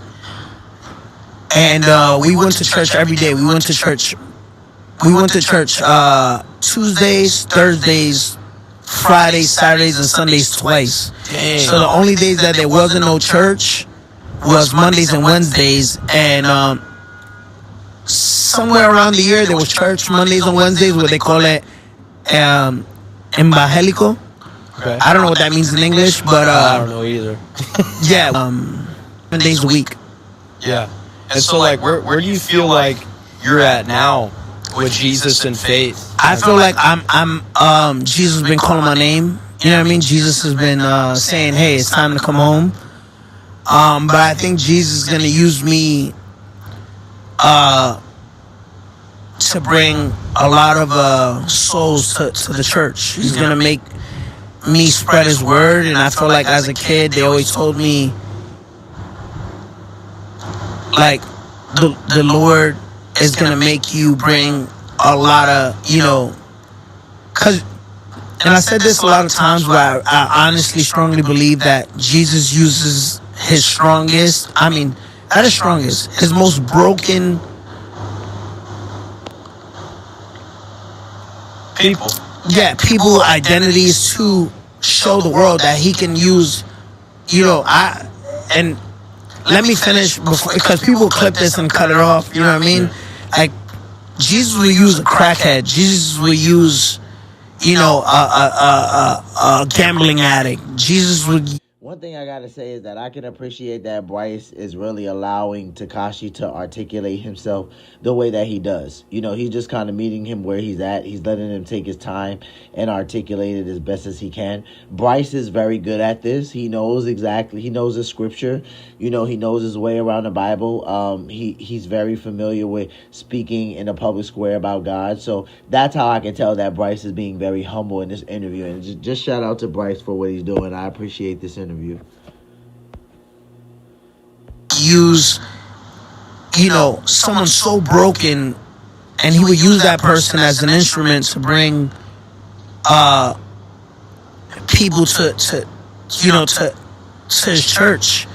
And like I said, if you look at it from the darkest in the past times, I feel like Jesus is the only way. It literally is the only way, you know? And I'm strongly believing in that. And I hate to like use this. I hate to use this as an example, but it's probably the best example I could give. Like, look at Tekashi 6ix9ine. Look at Daniel Hernandez. Look at Tekashi 6ix9ine. How much chaos, how much drama the persona has caused. And I'm still alive to sit here and talk to, you know, to Bryce on December 30th of 2025. Look how many rappers and just human beings done passed away on not looking for no bullshit problems or.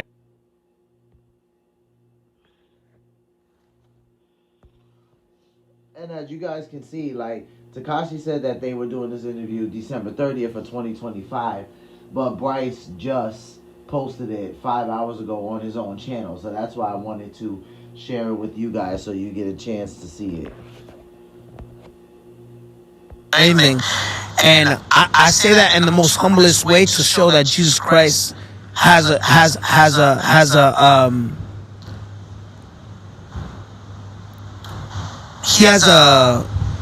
purpose with me, you know?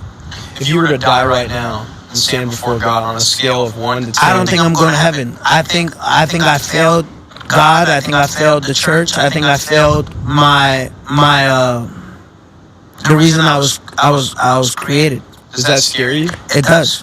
I'm a God-fearing man. Sometimes you get a chill, like when I'm driving and I see a homeless person, right? And something like, it's the Holy Spirit, right? The Holy Trinity, which tells me stop, do a reversal. It's that guilty conscience. What makes us human is conscious, right? You have a soul. Like, 'cause we all share the same skin. We all get up, pee, eat. What makes us so different is our soul, our conscience, our beliefs, you know, our faith in God. So I think I need to, you know, start aligning myself with the Lord. Yeah, you know, you mentioned like a few minutes ago how you feel like God's calling you home, but you just haven't taken that step. And I'll give you an example. Like, people come up to me in Target, Walmart, said Jesus is getting tired. They say that. To you, like saying Jesus like getting tired. A random stranger said, listen, the Lord is calling you home, like he's getting tired. And you know, Jesus doesn't punish people, but Jesus loves us. You know what I mean? He's a jealous God. You know what I mean? Like he loves you so much that he gave his only son to, like, you know, because he wrote, and I could be mistaken, I'm a strong believer in Christianity, but Jesus wrote 10 commandments, right? The only way you make it into heaven. He knew that no human can make it into heaven without breaking those 10 commandments. So what he did was he sent his only son through human flesh to die on the cross for our sins. And that's the reason we even get the chance to go to heaven. So when you were talking about like that feeling of calling home, people running up to you and partying and stuff like that, what do you think is stopping you from taking that step of like running? Because I'm a God-fearing man. And if I'm not ready to, like, right now, like, you're going to feel your life change forever. Just kidding. 1 gummy, you're going to feel chill and mellow. 2 gummies, you'll feel euphoric. Like in the Bible, if I'm not mistaken, it says you should not have sex before marriage. Like I'm sitting here drinking alcohol.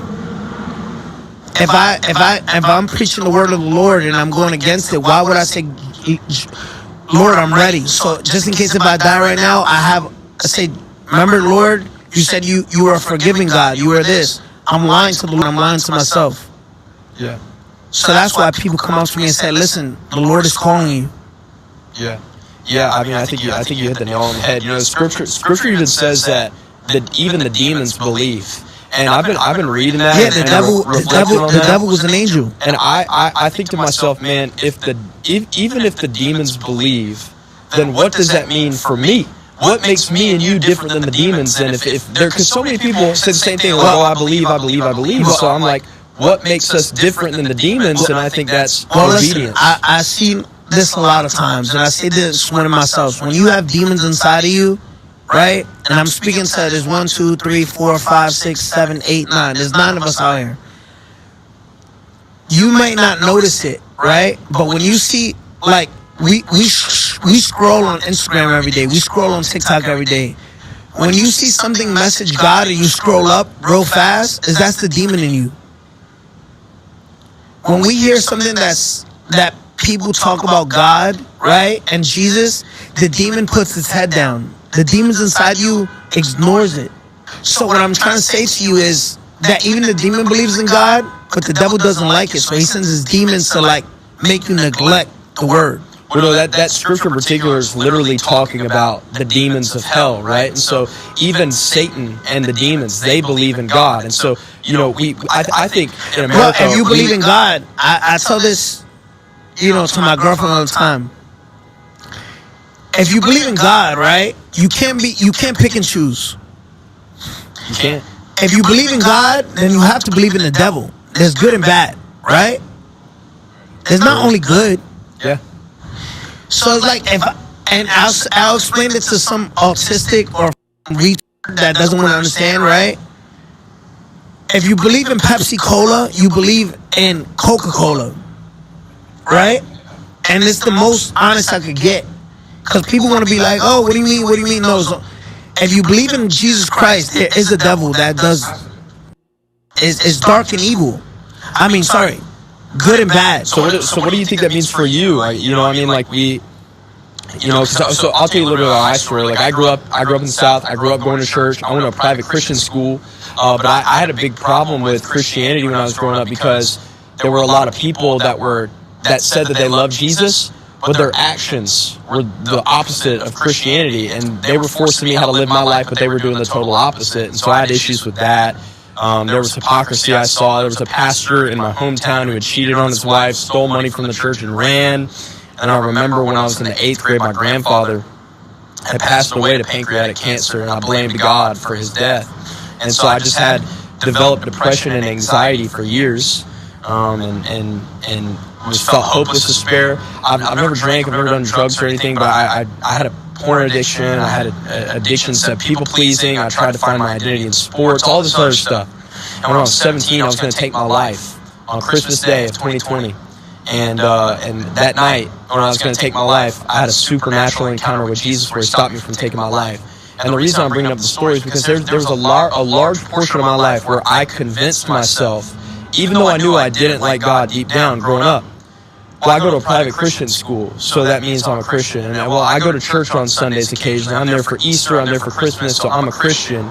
And I think that's where I'm at with this, like, even the demons believe, you know, because even if the demons believe, Jesus says on that day, on Judgment Day, people are going to stand before him and say, Jesus, did you not see the great things I did for you? I prophesied in your name, I cast out demons in your name, I healed the sick. Let's rephrase it that I went to church, I read devotionals, I did good things. And he's going to look at them and say, depart from me, I don't even know who you are.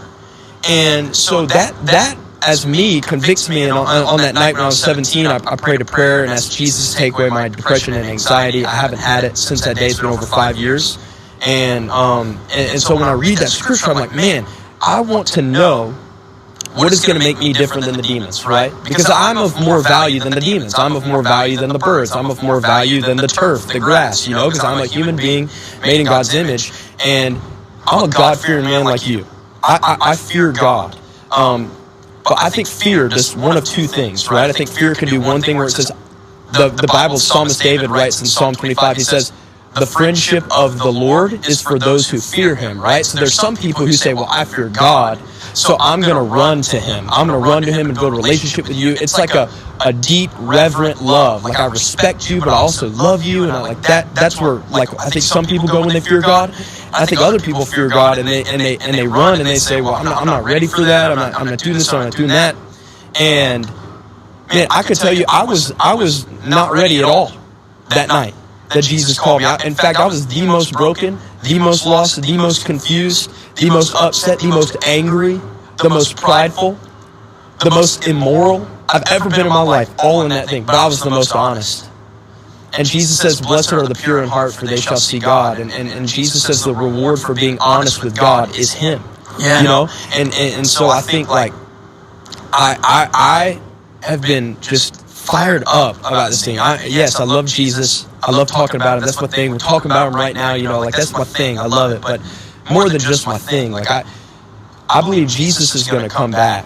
And it's prophesized. And I feel like Jesus is going to come back for his church. And like I said, I live with that truth of saying, you know, have I done enough? You know, have I been honest?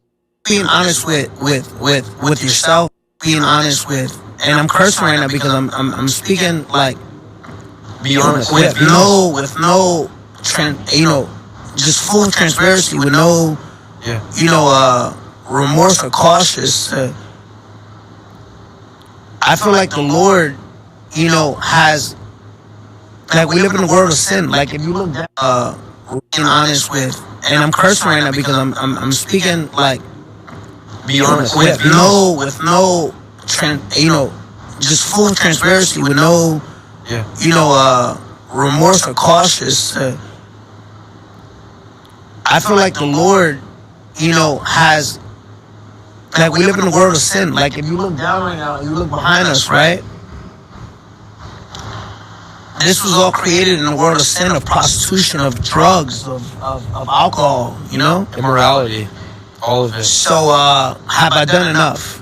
You know, and we don't deserve the grace of God. You know what I mean? I think the Lord is coming soon. Not only is he coming soon, he needs his church to come home, you know? Yeah. Just look at the prophecy, right? Look at all the things that's happening with Israel and like the Islamic, right? I feel like God loves Islam. God loves Israel, right? Those are his chosen people.